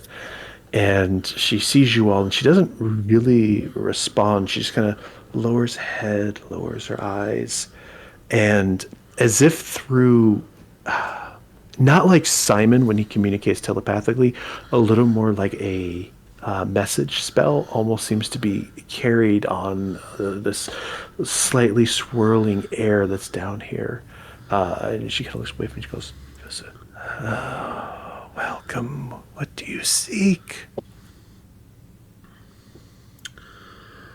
Hi, nice to meet you. I'm Tango. I guess we seek information? The air strikes against you and again kind of whispers carry on. You don't see her mouth moving when she does this, but you get the feeling it's coming from her. Oh, I can answer questions for you. I can give information. And she reaches over and she gets this kind of this half of a large conch shell. And she holds it out in her hand and she holds it towards you. And you can see that there's coins inside of it. And then she goes, 50 gold a question. She holds it out. 50 gold a question. It's a good thing I've got lots of gold on me. I like to ask questions. Make sure you heard me correctly. It was 50. 50, yeah. 50. Arcus, do you have anything immediately you want to ask first? Otherwise, I might just get on a tangent and start asking questions. You go for it, buddy. We're here for you. Okay. I'll try and start with the most important and pertinent ones. As I start asking questions, I'm going to look around the room, sensing that this voice seems to be kind of coming from everywhere, and I don't see her lips moving. Just kind of curious if there is another source where it might be coming from.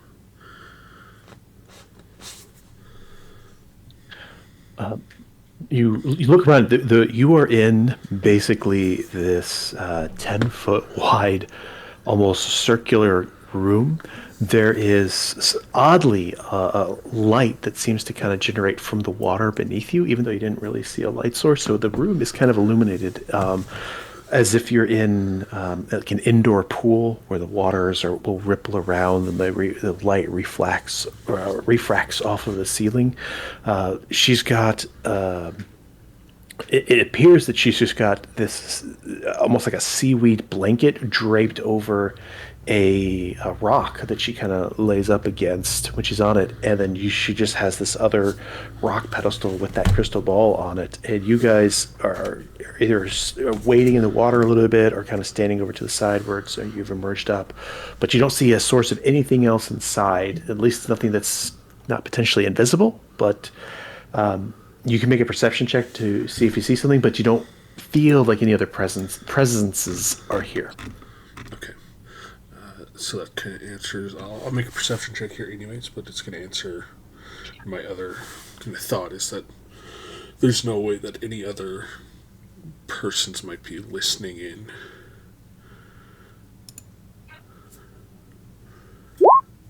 Yeah. It's kind of tough to tell. Again, you hear kind of like slush, slush, just the water inside of you, and you can look down. You would know that you were sitting on the docks, and you'd never heard those goblins until they popped out of the water. Okay. Excellent. I guess I'll sit down in front of her if there's a place to sit, and I'll say, we are planning a little trip tomorrow to the Bog of Cullen. We're seeking some sort of book.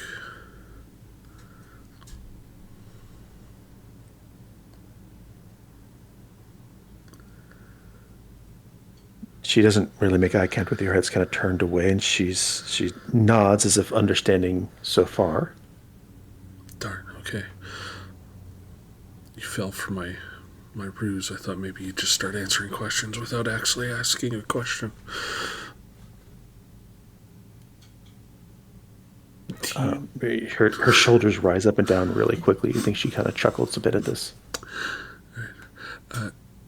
Are you able to tell me anything about an ancient book, something called a Tome of the Hereafter, in that area?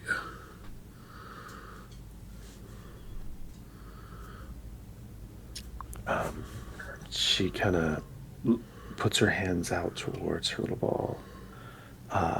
And you look at her eyes, and again, they're very small and pointed. But you think you see the reflection of the crystal ball in these little glowing dots in her head. And it's as if the crystal ball reflection is starting to swirl in her eyes, but you look down at the ball itself, and it's perfectly clear. And after a few moments, she has this conch shell. She's been holding it out for you, but she actually pulls it away, and you hear those whispers on the winds kind of say, "The future I can foretell, not the past." And after she kind of recognizes that you've got that response from her, she puts her hand back out with the conch shell, which Put 50 has the gold coins in in it. it. If you, yeah, you did you already put 50 gold in it? I was ready to. I was just subtracting it from my sheet as she was pulling it away. So she'll pull it away, essentially indicating she can't answer that question for money. I see. I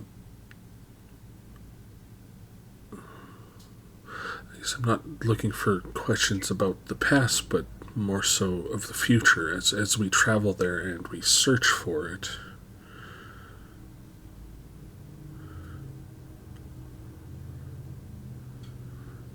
I'll put 50 gold in the conch.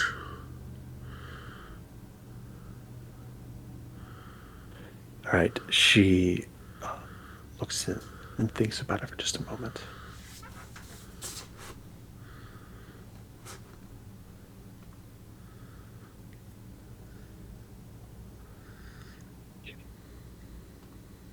I'm devising.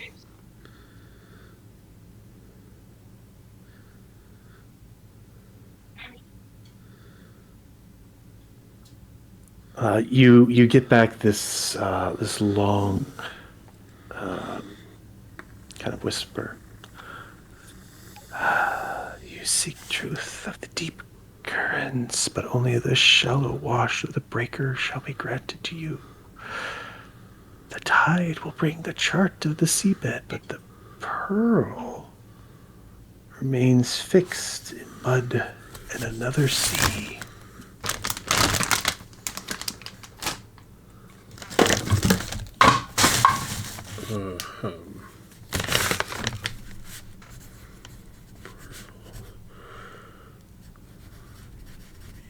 It's fixed in another sea.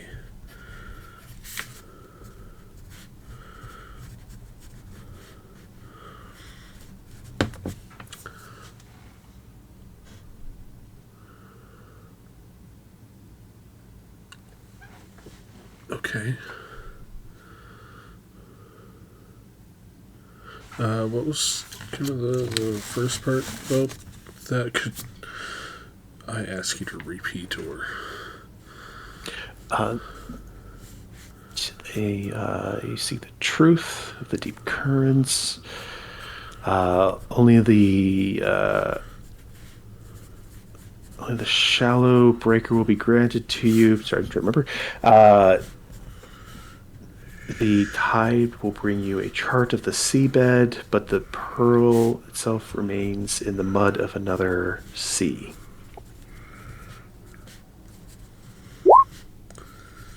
Got it.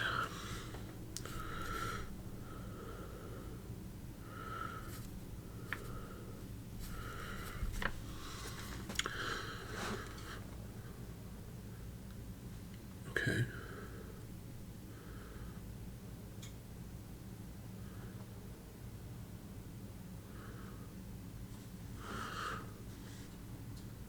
As we search for this book and these tides bring this chart, is there dangers in the Bog of Colin that we will need to face and maybe be prepared for?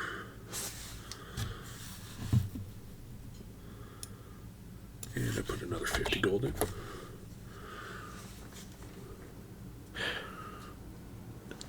You put the gold in it again. She kind of looks towards it.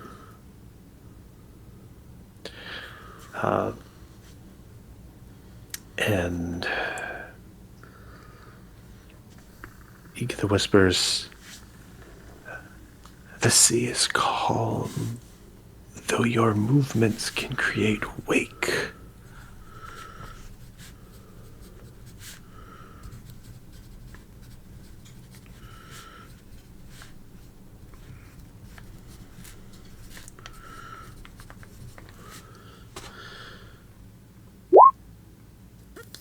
That is expected. But what is it we're waking?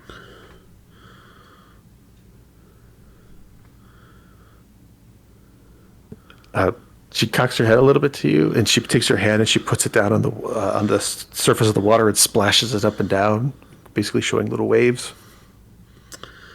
Yes. Just like putting a boat in a river is going to create a wake. That doesn't answer questions about dangers or creatures.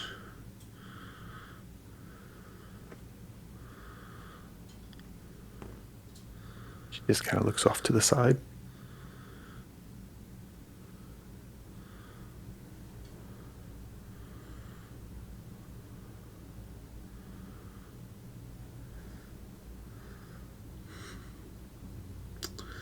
So is that to say there's no threats?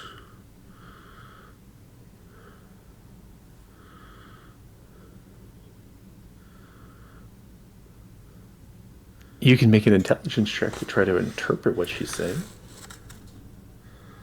Sure.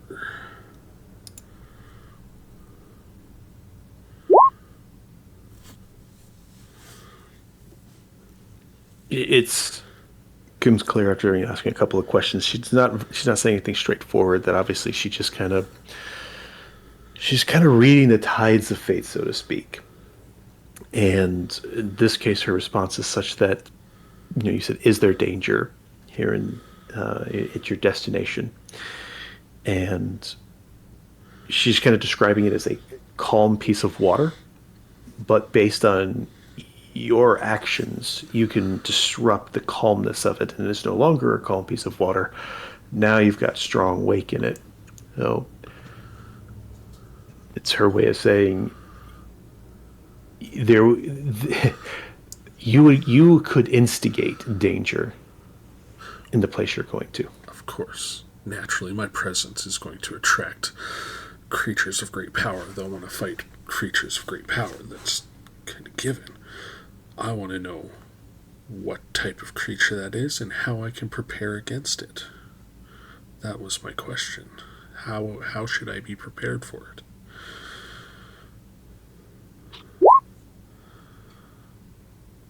it? She takes her little conch shell and shakes it. That was already asked in the original question that did not receive an answer. She looks to her ball and kind of shrugs and points to the crystal ball and shrugs at you.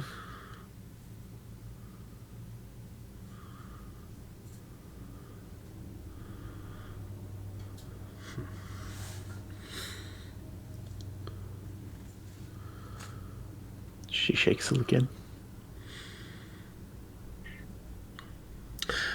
No, it's not important. I haven't been killed by any creatures I faced yet, whether I was prepared or not. I'm trying to think of another question to ask. Ooh, I know. What's your favorite way to cook crawfish?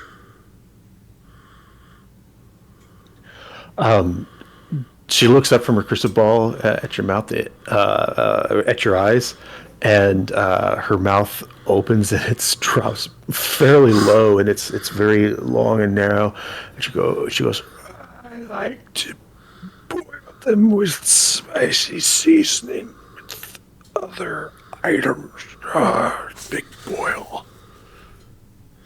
That sounds amazing. I put 50 gold in the conch. She smiles at you paying her for that answer, and her smile is actually kind of unsettling because her mouth like stretches down low, and as she kind of grins, like the edges go up almost unnaturally to the sides and form like this U type shape in her face. You have a lovely, lovely smile.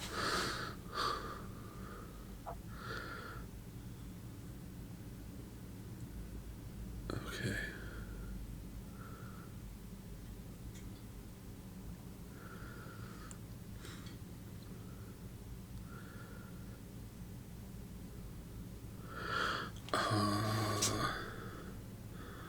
Arcus, are you back?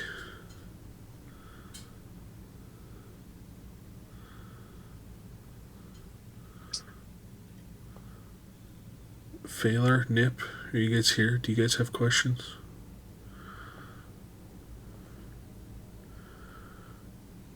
I am, but I don't think I have any questions.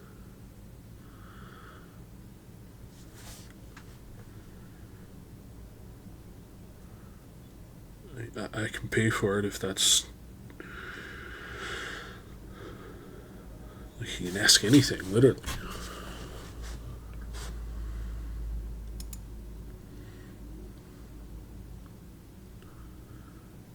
I mean, I guess I do want to know what the most powerful dance is on this continent. I'll put 50 gold You kind of say that, she pulls back the conch shell, and again you get kind of this whisper, I see to the future only.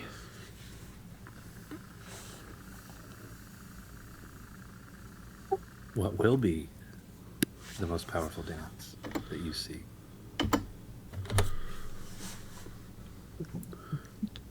You're not sure how she does this, but her forehead, which doesn't seem to be able to move, kind of somehow furrows, and she tilts her head to the side, kind of questioning your question.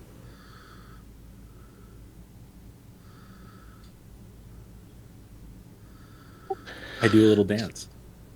She takes a deep breath and looks at her ball for a second, holds a hand out towards it, and looks over in your direction and shakes her head slightly and kind of shrugs, points to the crystal ball. Seems like she's not getting an answer.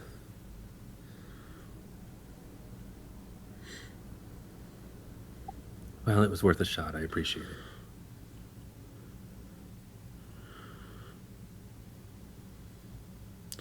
I paid the gold anyway. Just means I've got to make it myself.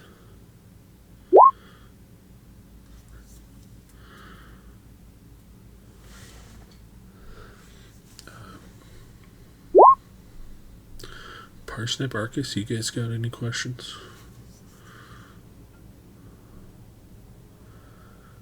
Arcus, we can ask future questions.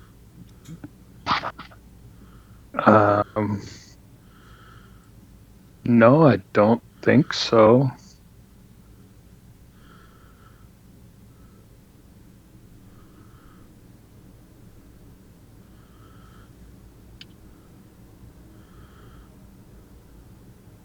I can't think of anything off the top of my head.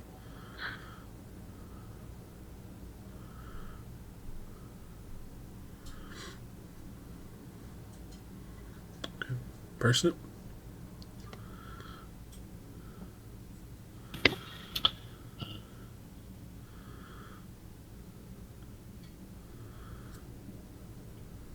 can't think of anything.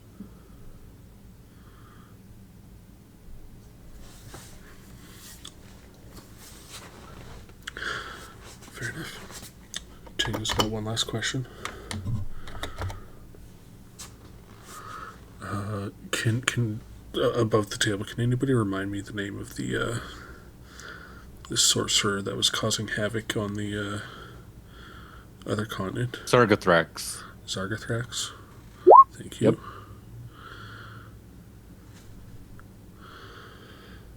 Yep. I'll ask, will Zargathrax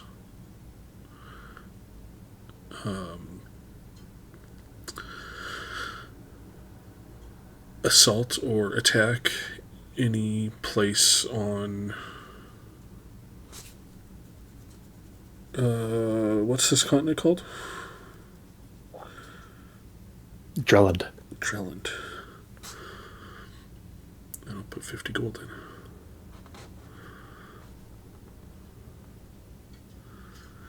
She looks into her crystal ball, and the air picks up.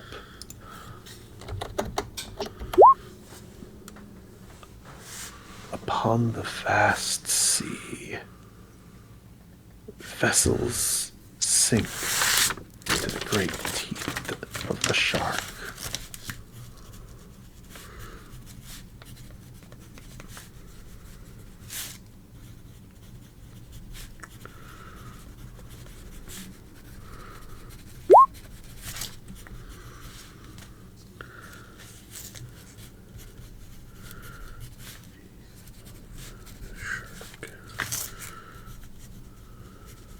Interesting.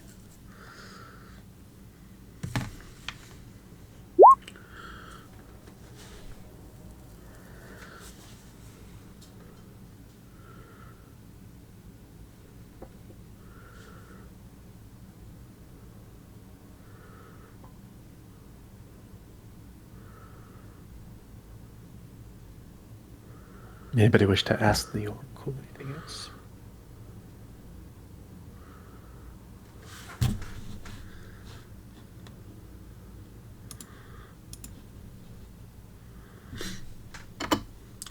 Okay, one more question. I'm going to ask, will Elmsworth or Barnabas Bailey betray us at some point in the future?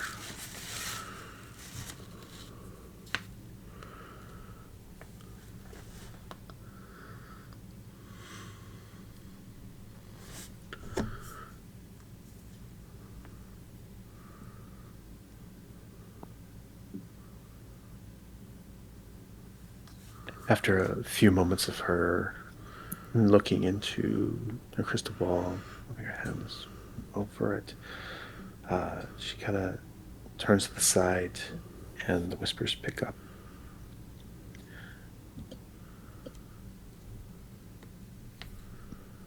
As the seahorse mates for life deep within the waters, trust is formed between them.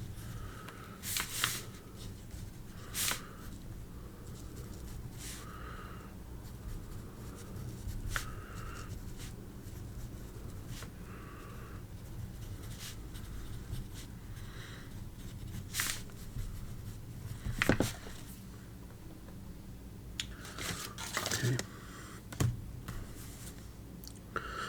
I think that's I mean, God, no. Somebody get me out of here. I'll keep spending money on questions.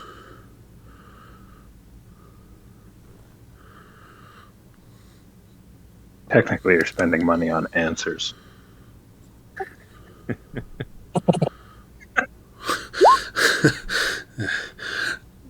Please drag me out. Shall we go, y'all? Got everything we came for?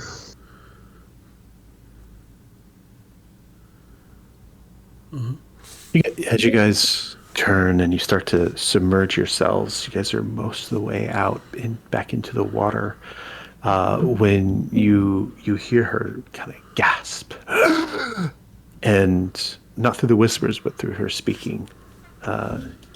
She just kind of says, almost trance-like, "The tidal reach, which marks the edge of the world's influence, being eroded. A volcano of immense heat is seeking the great alignment, melting the cold boundary where the two worlds meet." You turn and look at her, and she seems a little bit shaken by this, and kind of closes her eyes and puts her hand up to her forehead and just kind of slumps back down.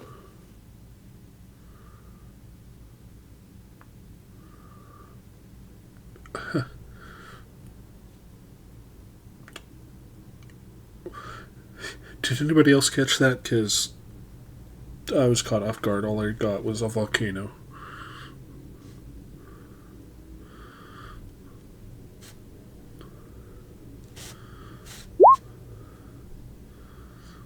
I did not.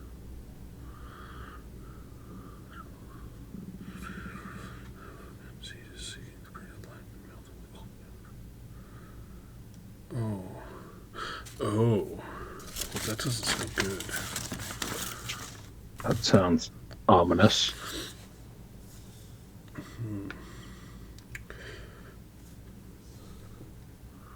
Okay, one more question. As you guys are dragging me out, I just throw 50 gold. Does that have to do with the Chaos Wars demons? Those two worlds. Is it those two worlds?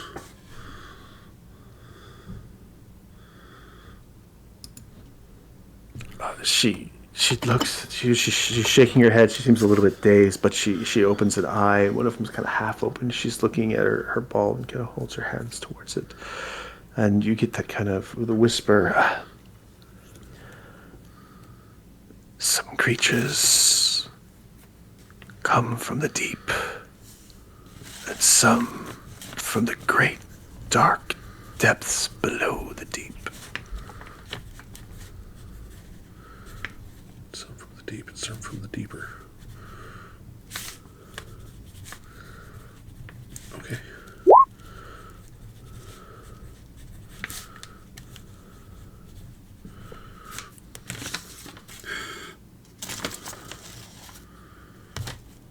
Okay, let's go. Okay, I spent 300.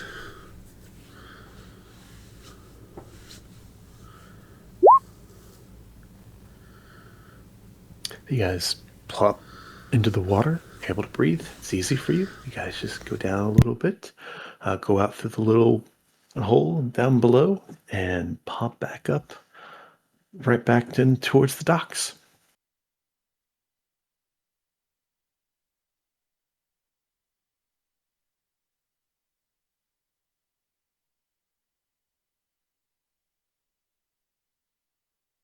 Did one of Darren, you use spells, right? Yeah, I do. Couldn't you use the Ring of Spellstorm? Oh, huh. Yeah, I guess you're right. I can I don't know if it get would back my spells too much of a occasionally. paladin, though, would it? The spell storing? No, probably not. But I'm just saying, like, I like it, but I have a means of recovering my spells on a short rest, and converting them through sorcery points, and then getting the sorcery points back through a short rest. Um, so I think it'd be really good for you or Phalar, and I think we should just go ahead and bite the bullet, and that way we don't have to worry about calculating everything. Yeah, I suppose it would work. Whoever you choose to carry the ring will be a Well, I good mean, choice no matter what. we can buy it, we can put it in the party loot, and then someone can pick it up when they feel like they want a little extra oomph for the day. It's a good idea. I mean, I would agree. Probably want to confirm with everyone else though. Right, do you know where they all went? Yeah, no, I don't know where they all went. They just kind of left. I think Tango was gonna go fishing. Um, Ladies, I'll be right back, and I'll step outside to see if I can see where they are. Wait, don't leave me alone with them. I'm coming.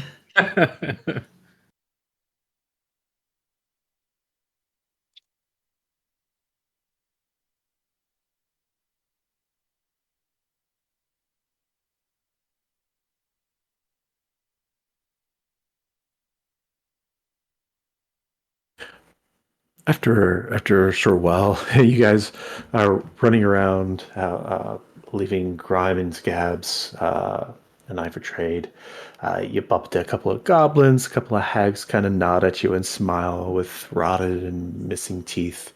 But eventually, you guys catch up with Tango and the rest as they're kind of coming up out of the water over on the docks. I thought y'all were going fishing, not swimming.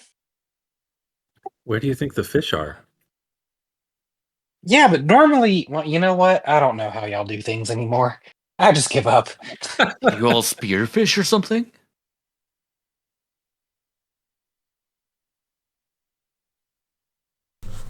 Tango was fishing for answers.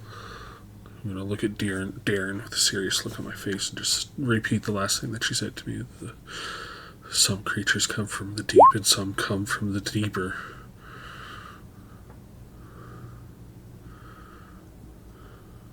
Because that's word for word what I got.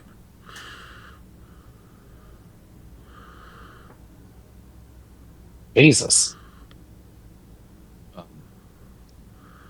Are you okay, my friend?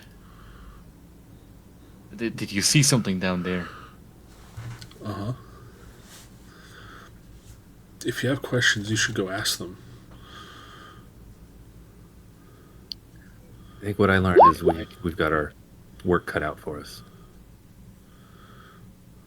What did you all see in this fishing trip? The Oracle. Yeah, seriously. For real. I ask questions about lots of stuff, but you guys, if you have questions, take money. Does she just answer, like, if I were to ask her what's going on at home, would she be able to tell me that? She could tell you what's going on at home in the future. Hmm.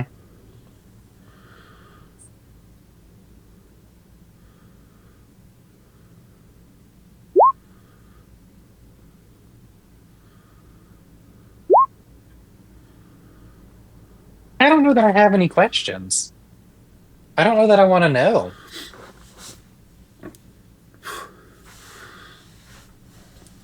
Besides, can't we affect the future? So is what she's telling us really set in stone?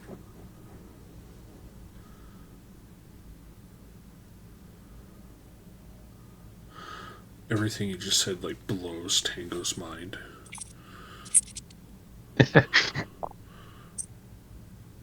How do you not have questions? I have questions about everything. It's not like you're just going to find answers in books, are you? Yes. Oh, God.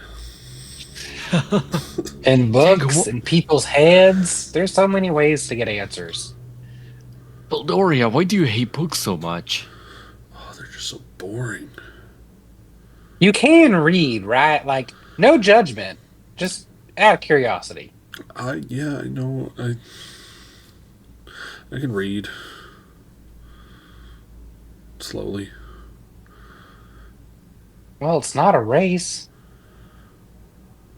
I was in this bar one time and there was singing books. You might enjoy those. But That sounds you don't have a bard amazing. join you. I wonder if they can make books that will just read themselves to you. Oh, that would be nice. Right? Like, just think about it. you're on the road traveling in a wagon, and you just prop open a book, and it starts reading a story to you. Yeah. Man, I wonder what the spell would be called. Maybe something like Audible?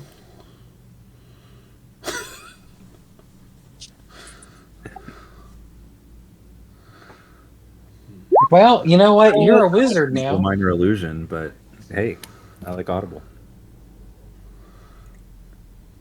Well, is it an auditory illusion or just a visual? I mean, if I'm hearing it, it's probably auditory. Well, I'm sorry. I thought like if it's a minor illusion, could minor illusion do that? A minor illusion can only make like I think a sound, like a single sound. Oh god, that'd be like a seriously sustained minor illusion spell. Especially if it sounds and not actually words. Like it'd be like phonetics from hell. Right? To cast thousands of minor illusions. I think it'd be faster just to read the damn thing. Oh goodness. Well, sorry.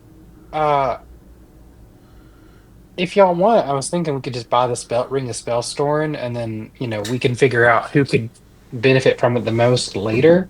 And that'll knock out what we owe. Or we could buy the gauntlet, the like the things that we can buy that are high item within our price range. Are the gauntlets of ogre power and the ring of spell storing, and also the ring of featherfall. But I don't know that we need the ring of featherfall. Well, the thing about the spell storing is we could store spells in it without anyone having it ready to use, just in case. Well, I think only I mean, like, we can. Only one person can fill it up, though, right? Like, we can't all put magic into it. In theory, if 5 of you could put a level 1 spell into it, and then give it to a 6th person, and that 6th person now has access to those 5 level 1 spells. Oh, shit. And cantrips are free, right? So we can just put like 1,000 of those in there? Yeah, sure. I can put Featherfall into the Ring of Storing. So we could effectively Or have counterspell. a ring of Featherfall. Keep in mind that whoever puts spells into it, you use that spell slot. So if you take a long rest afterwards, it would still be in there. You would get that essentially back. But Yeah, we still have to expend the spell slot to put a spell in there. But I mean, still, that's really good. Yeah. Do y'all mind if I just go and buy that real fast? It sounds like the most Hey, that'd beneficial. be a great idea. Only if you get a good price. Okay. Do y'all mind if Phalar and I go back and buy that real fast? You should ask what would happen if I try to put a charge of the Wand of Wonder into it.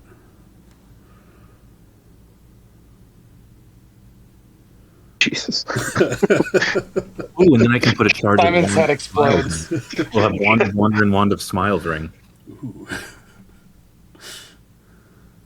let me tell you about this little thing called the Great Divide.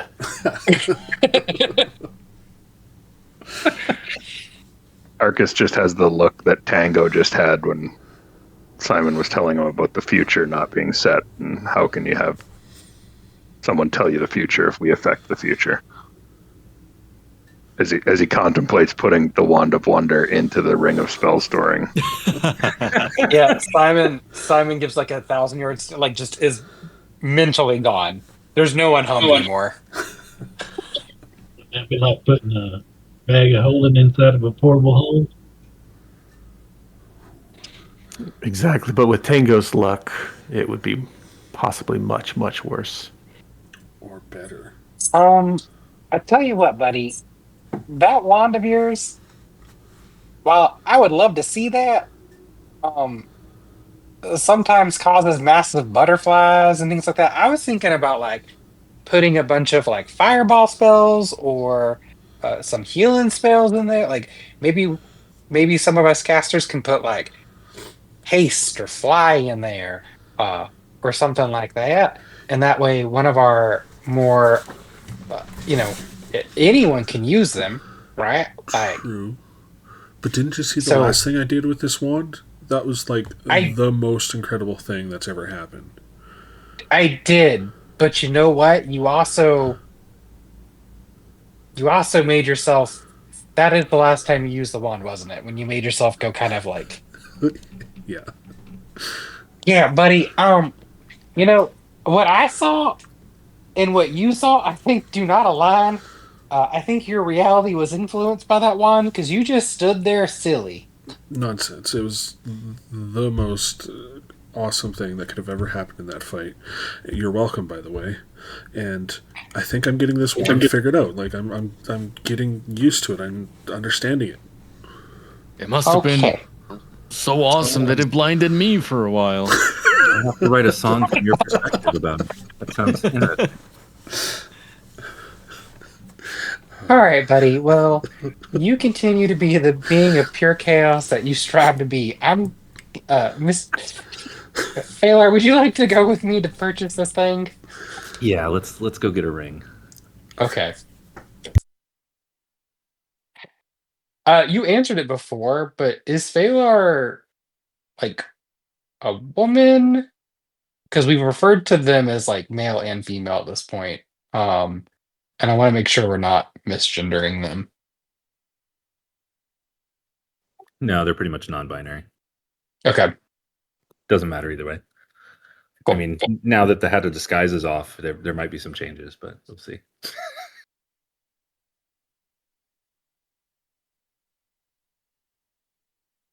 All right. Yeah. So I'm still looking in the party loot, and I still see a 2160 section.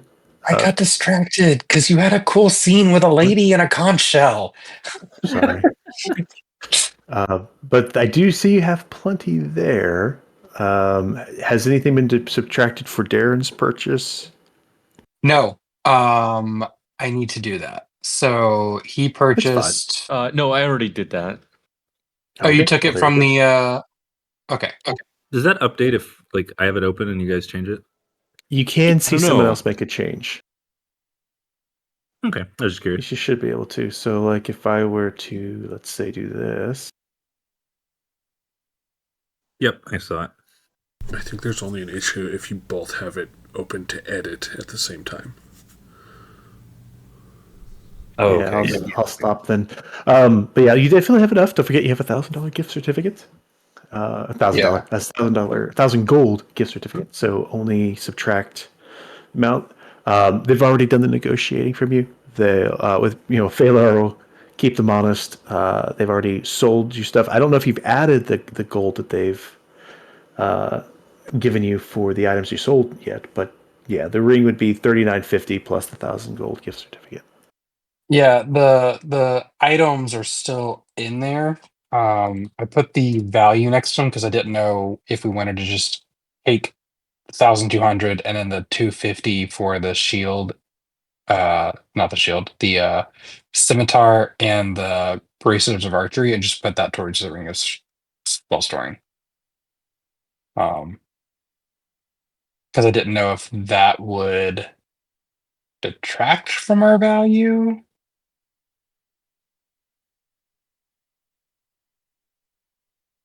It's fine. So we have 1,700 for the stuff we sold, plus the 1,000 voucher. Okay, the stuff you sold was 1,700. Was 1,000 how much?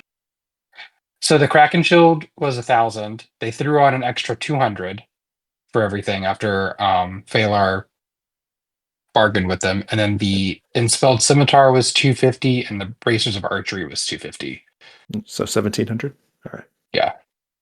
So All right. Let me do a quick edit. I'll help you out with one thing. thank you. Sorry, I'm trying to get everything together. Here's the way I would do things. Just you can do what you want afterwards, but I'll just try to help out. Yeah. And then I was about to do the gems as well.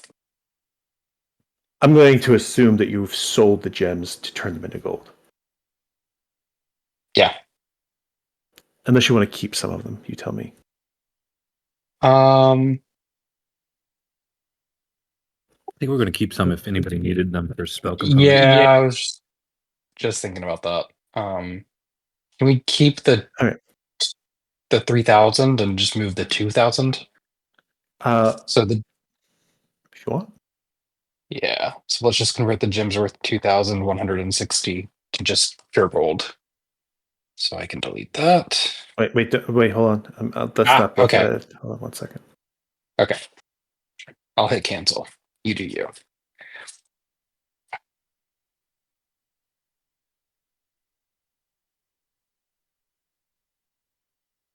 All right, my little suggestion: keep up at the top. I just made a change. Keep it up at the top. Anything you convert into gold, just keep like a gold one there. Maybe add silver and platinum if you want to, and then just keep gems separate. Keep those over the top, and then every time you guys get gold, just add to it. Okay, that works. I like that a lot. Thank you.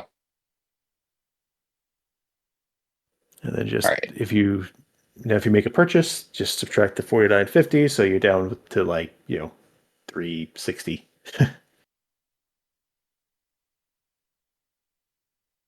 But you have plenty of gems to do whatever you need with for spell components and so forth.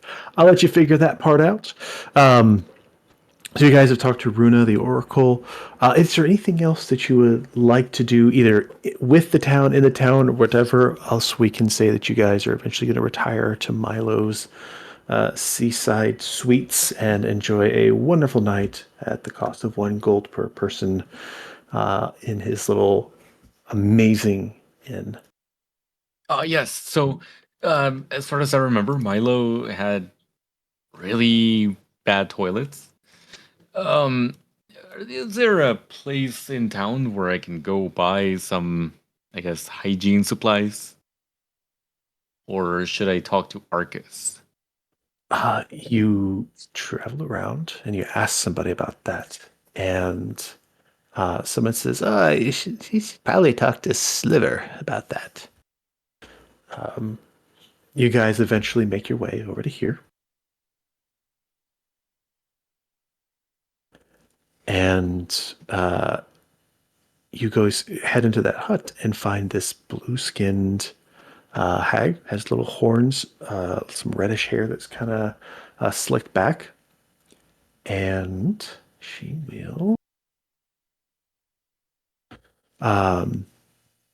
you see that she kind of hunched over a loom. And you look around and she has got tapestries throughout the room. And she comes in and she kind of gives you this courteous little smile.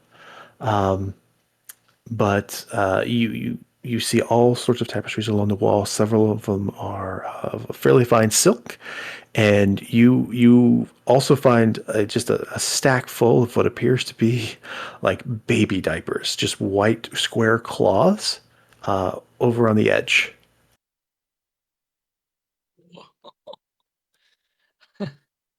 Yeah. Hi. How much for each one of those cloths? Oh, hi. Oh, those are four for silver. Sorry, 4 of them for 1 silver, or 1 silver, or 4 silver for one of them?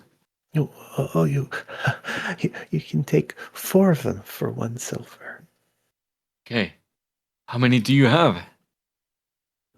Oh, there's probably 50 there. But oh, did you want to purchase them all? Others might not have them. Um, yeah, I would have to reserve a limit of like of maybe 30, if that's okay. Of course, okay. I'll go ahead and buy 30 of them. Okay. Um, I'll cut you a deal. Seven silver. And she kind of rubs her hands together just a little bit as she's saying this. She seems almost nervous talking to you. All right then, here you go. Thank you. As you give her the 7 silver, and you kind of glance around the room. She does have several fairly nice things. She has a couple of again tapestries, but she also, you can see she has a few cloaks and a couple of kind of fine silk robes in the room as well. Okay. Yeah, that'll be it for Darren. As he's done and ready to head on out, he's gonna pat. He's gonna try and pat. Oh, what's his name? Stitch Fix in the back, and he'll say, "Thank you, Stitch Fix. You are a great friend." I don't know what I did, but you're welcome. I You don't know if you want me to remind you, my friend. oh, oh, oh. You know, that's a part of your body that I didn't know that I was gonna see, and that's okay. But I request that you take me to dinner first the next time you decide to show me that part of your anatomy. Of Um, course. the cloaks on the inside, are they just like really not? Hmm. Miss Sliver, are these magical in nature? Uh, well, these, oh, they're lucky. They're lucky. What do you mean?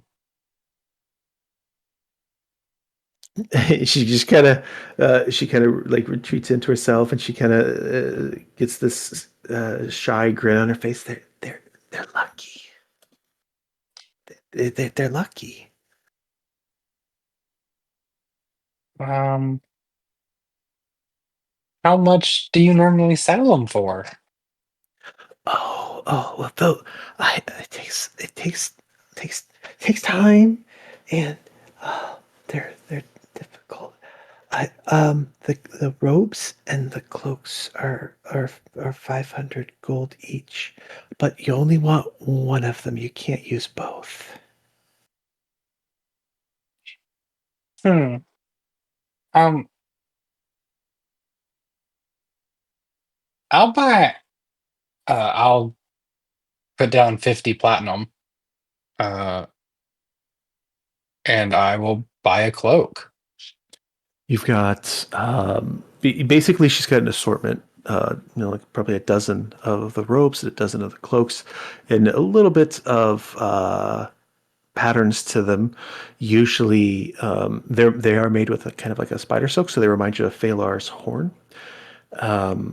And it's usually like a primary color and a secondary color with a little bit of almost like a spider web type design on them. Very subtle design to it. Very fine silk feeling to it. So you can buy either a robe or a cloak of your choice, and you can determine kind of like how the colors and such would look. I like Simon's overalls, and I don't want to lose them behind a robe. So I'm probably gonna go with the cloak, and I'll just probably have it be the same shade of green if I can of Tango's armor, with a silver or white like web pattern going through it Okay. Uh, to really play off the emerald piece.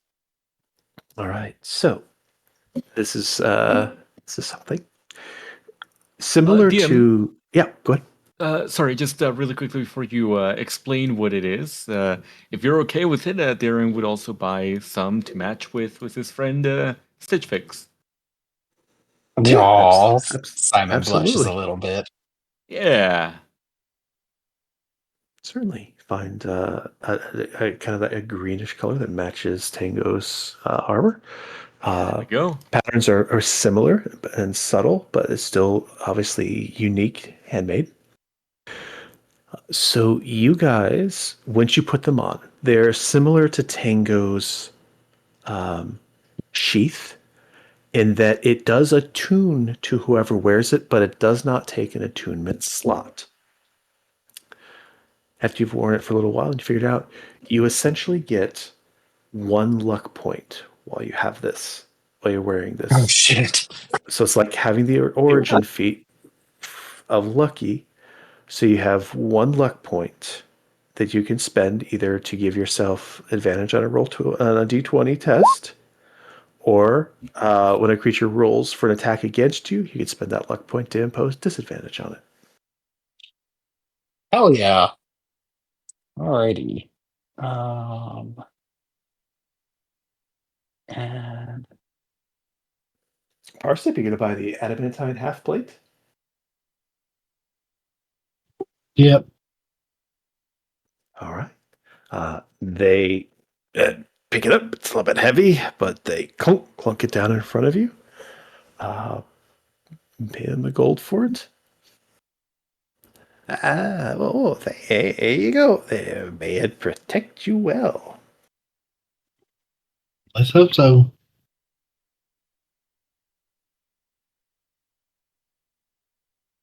I'll remove it. And the ring of spell storing. You guys have more than met your requirement. I need to remove the Ring of Spell storing total from the party gold. Give me 1 second. What was the amount for that? It was 4,000. It was I think it was either 4,950 or 4,900. Just do 4,900. Okay.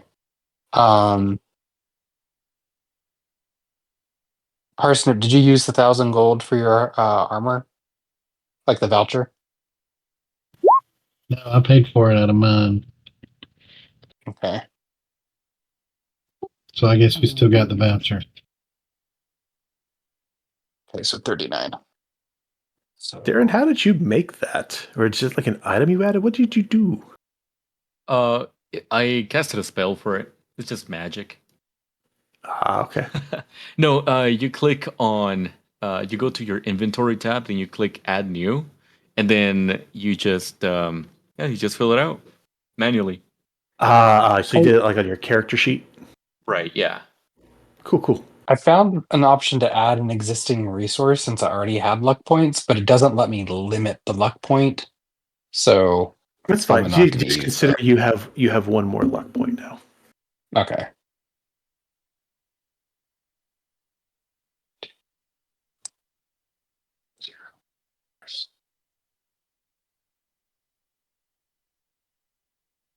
Okay, so we have 1,410 gold left.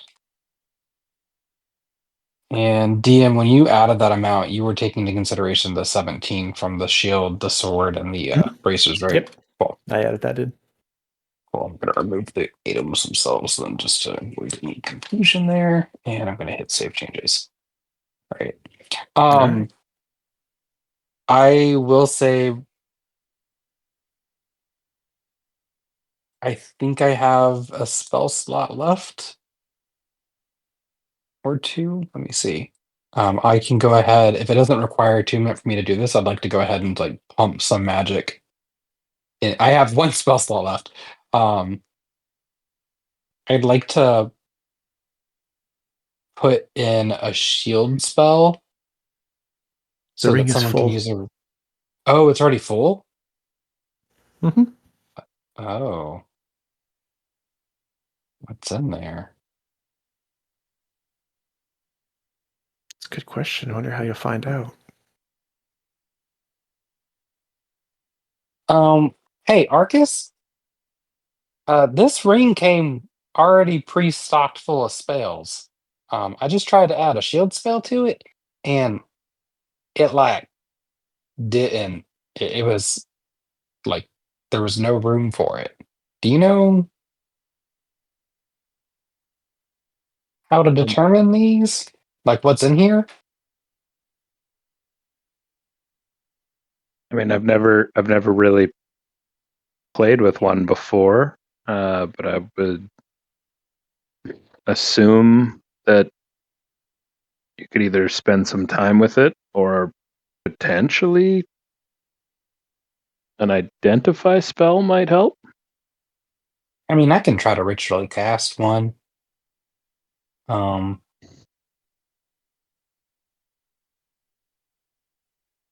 hmm. I don't know that identify would tell us the spells that are already in there, just what it does, right? And like what it is. If you attune to I it, don't you'll know. find out. Yeah. Attuned Yeah. to That's what I was gonna say. Yeah, I'll attune to it temporarily so we can know what's already in here. And then I can let everyone know and we can determine who can best make use of this thing tonight. While you're doing that, should we go cook up some of Yes. Tango's fish at the bar? Or get them to cook it for us since we don't know how? She said boil it with lots of spices. Do you have lots of spices?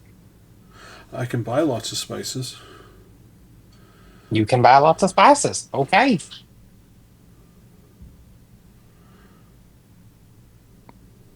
Simon, are you going to attune to the ring to see what's in it? I will, yeah. I was going to have you guys do a 1d2 type roll, heads or tails kind of a thing, but I'll let you actually choose. There can either be a divination spell or a conjuration spell in it. Which one do you want it to be? I say let's flip a coin. Okay. You can roll 1d2. If you get a 1, it's divination. It's 2, it's conjuration. Two.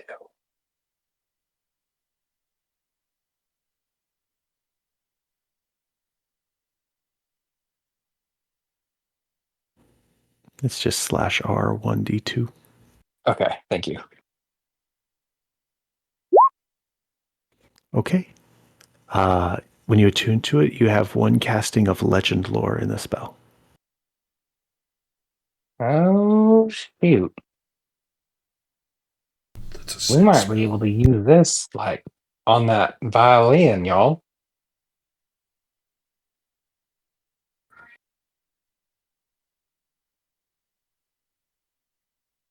True.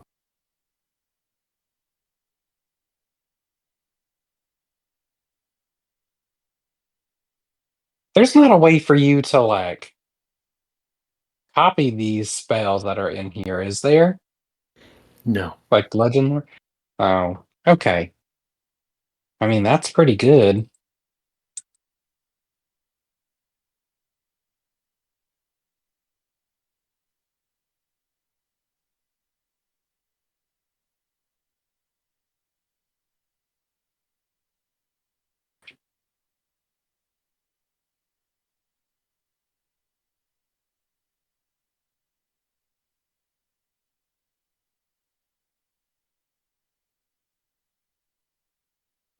As you're thinking about it, you guys make your way into the Twisted Tavern. Calamity Jane is there.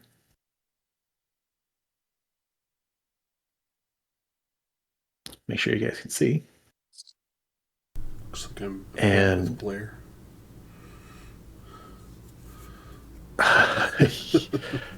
Yeah, you're probably still back with Blair.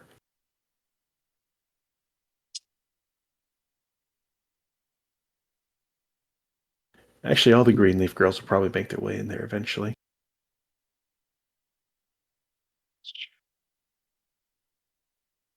Those things with a little table in the back.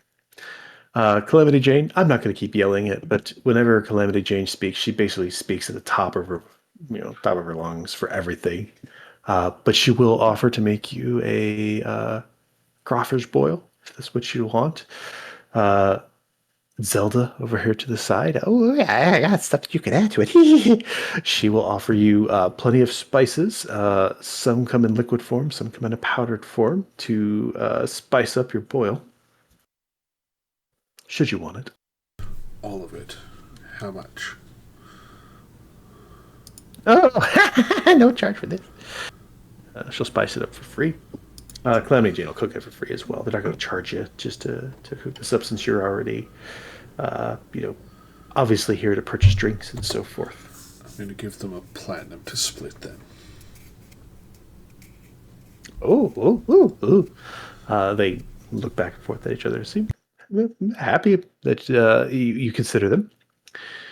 And yeah, they'll go ahead and they'll boil those up for you. Calamity Jane at one point pulls out a pan then for your fish.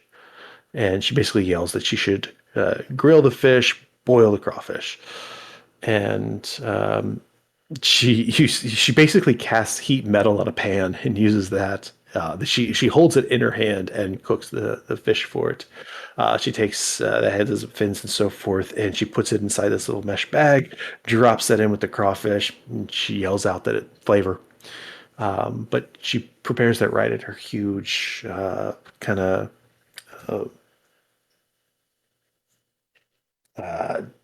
bar area she has for it.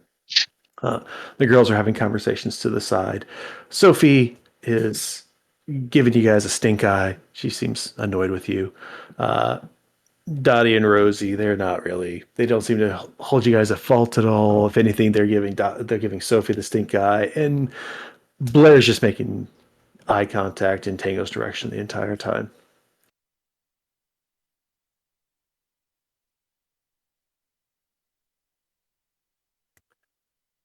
While Do this is you? happening, I think Yeah. I'd like to hang out with Arcus. Are you going to be working on your spells and stuff?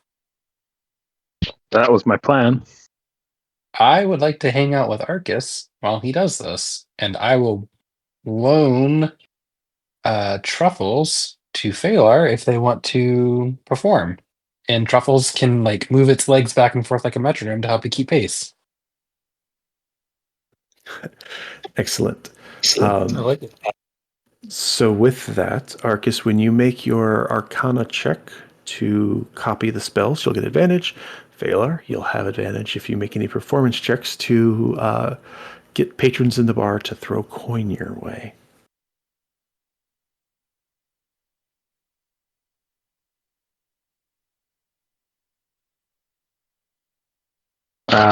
What is the difficulty of the check? I believe it's 10 plus level. Let me double check. It's in there somewhere.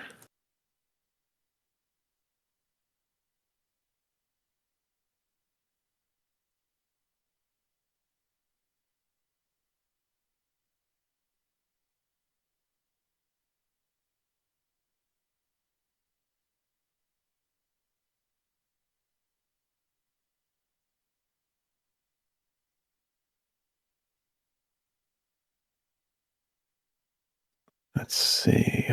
Actually, I could be wrong here. I think from a spell book you just get it. I think it's from a scroll you have to make a check. Oh, that's new. Then, I think. Double checking. Darren, you always seem to find the exact page number. Do you by any chance know this one? Because I'm trying to find it.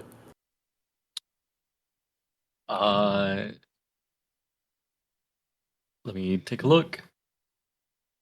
Sorry, you're helpful with those things.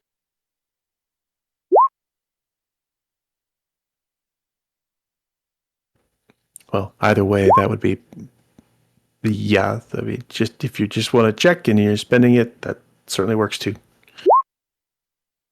I'm just sort of pre-rolling. So there was 4 I was going to try to do, but I don't know how much time we have. You have until the next day, so you can. So 2, 4. Okay. Well, I got it. regardless suit. Oh, great. It's PHP page 165. Yeah, it's I'll just copy and paste it into the chat. What it says. Awesome. Thank you, sir. Yeah. So no, there's no check. Okay, it must be just with spell scrolls that you have to do it, because I know there's a check at some point.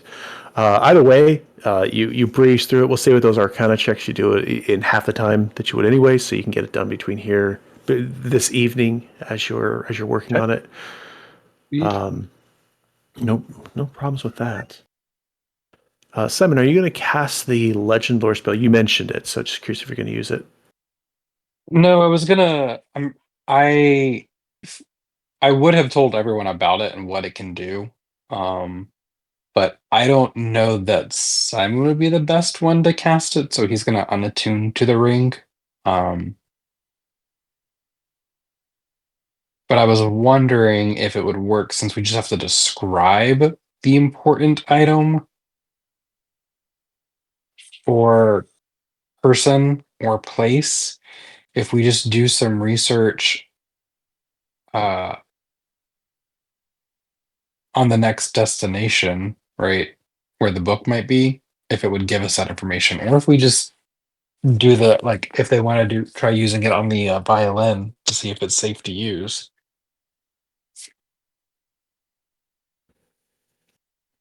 Okay. So I'm holding on to it for now. Like, I feel like it's a really good spell, and I don't want to accidentally comically misuse it on something. Little meta. Okay.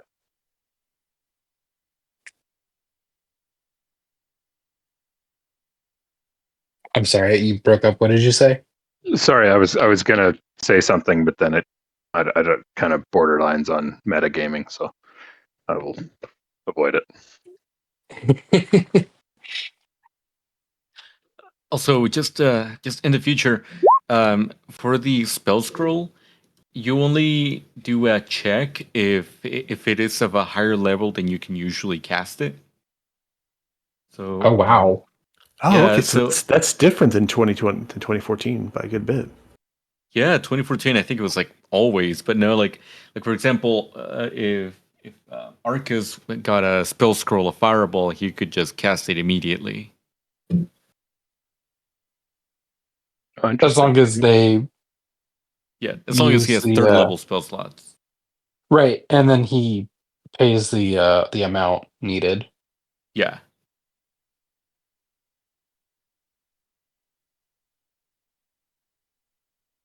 They want wizards to have spells in their spell book now. Right. I mean, I was gonna hang out with you just to try to give you some level of like assistance, maybe. Yeah, I was don't gonna think you I need was it. gonna I was gonna cast enhance ability on myself, but I guess I don't need to do that anymore. Cool. Heck yeah.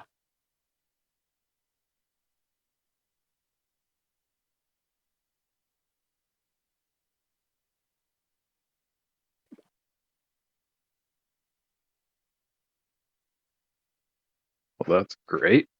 Great for a wizard. I just got 4 more spells.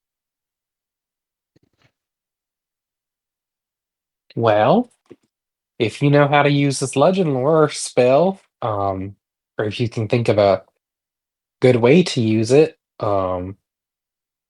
you could start storing some more spells into this ring, and then you can prepare different spells for the day.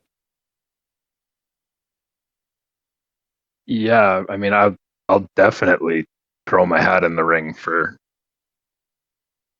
that ring if nobody wants it. But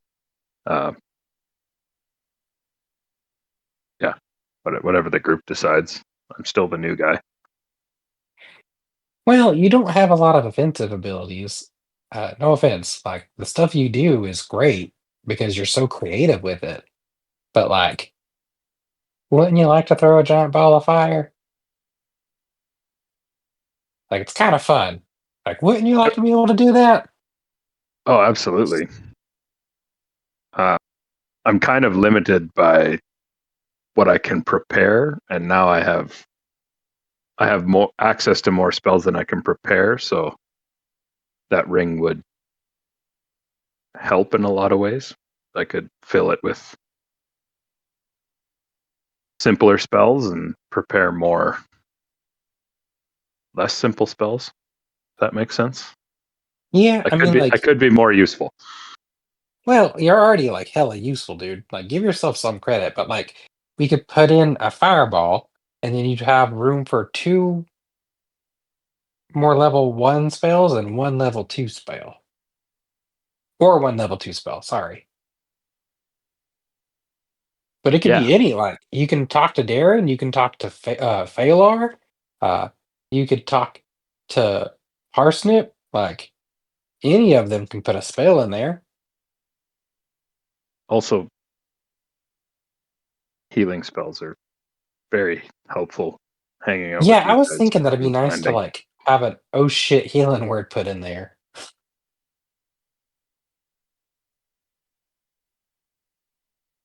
But in order for us to do that, we need to clear it out first. Yep. And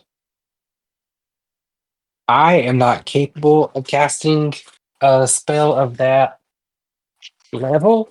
And I don't want to just blow through it. So I think we should leave it to a decision. I'm also not capable of casting something at that level, but does the ring You don't does have the to ring be able allow to. you to? Yeah. Yeah, you could hand this to a fighter, and a fighter could do it. Yeah. Yeah, I think what Simon's getting at though is like he doesn't want to waste something so useful. Especially if he knows that there's a chance that it could fail. Gotcha.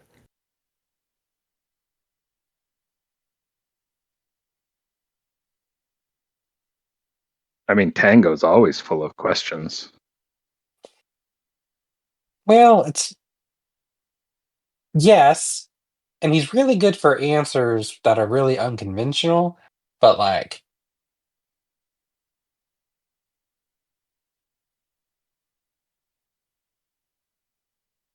Who I don't know what I was gonna say. I who lost my found train of thought. who found the book? I can't remember. Was it Nip?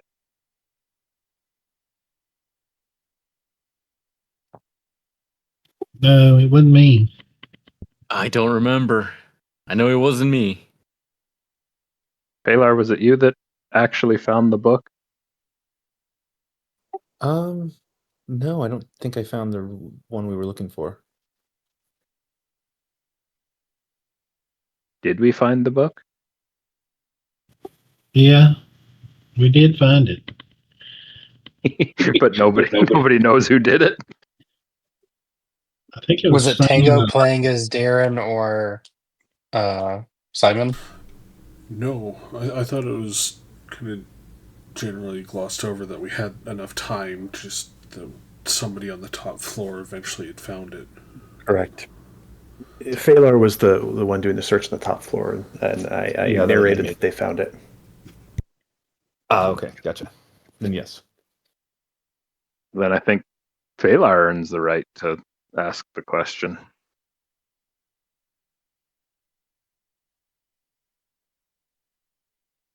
I think that's a really good use. Yes, diffusion of responsibility, or no, that's not the right thing. But yeah, we'll we'll just pass it off to Phalar. And with that, I go get us drinks.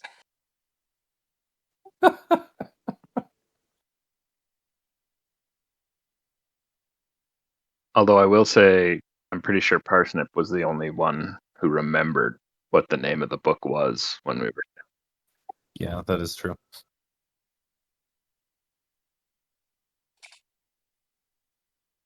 They can flip a coin for it. For me, I don't want that.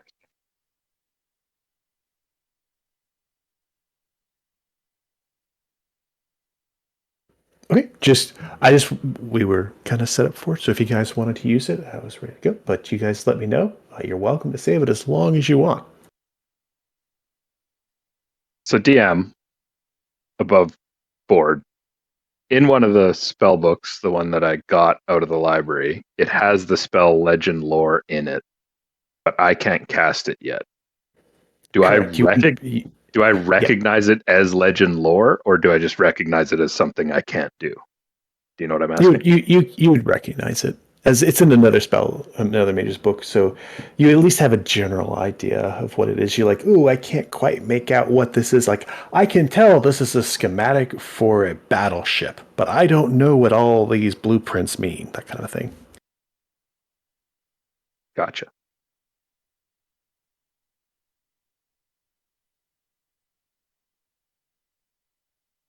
All that to say, Simon, someday I think we would have access to the spell again, so it's not totally wasted. I don't know when or where. Yeah, that's true. I guess I just want buy-in on what we should use it for, right? Like, Totally understand. and I feel like that might be a group decision. But for now, Tango is getting food cooked, and I think that we have done what we need. We've come here to do, and we need to get a little more drunk.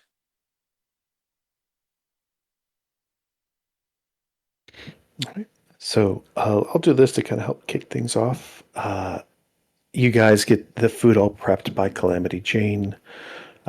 Zelda provides some spice for it. It makes your tongues tickle just a little bit, especially with Zelda spices on it. Or maybe they go slightly numb. Drinks are served around, and you guys relax in the end for the rest of the evening. You can think on whether or not you'd want to have cast legend lore in here on a specific item or on this place, whatever it might be. But eventually, you guys would all retire to the seaside suites and rest up for the evening. You'd be able to reflect on all that you've done in the town of Galleon, in stopping the potential undead plague that was going on, getting in competition with a rival group, and with that, with reflecting on that, you all feel just a little bit more capable as the morning comes, as you all can level up to level 7.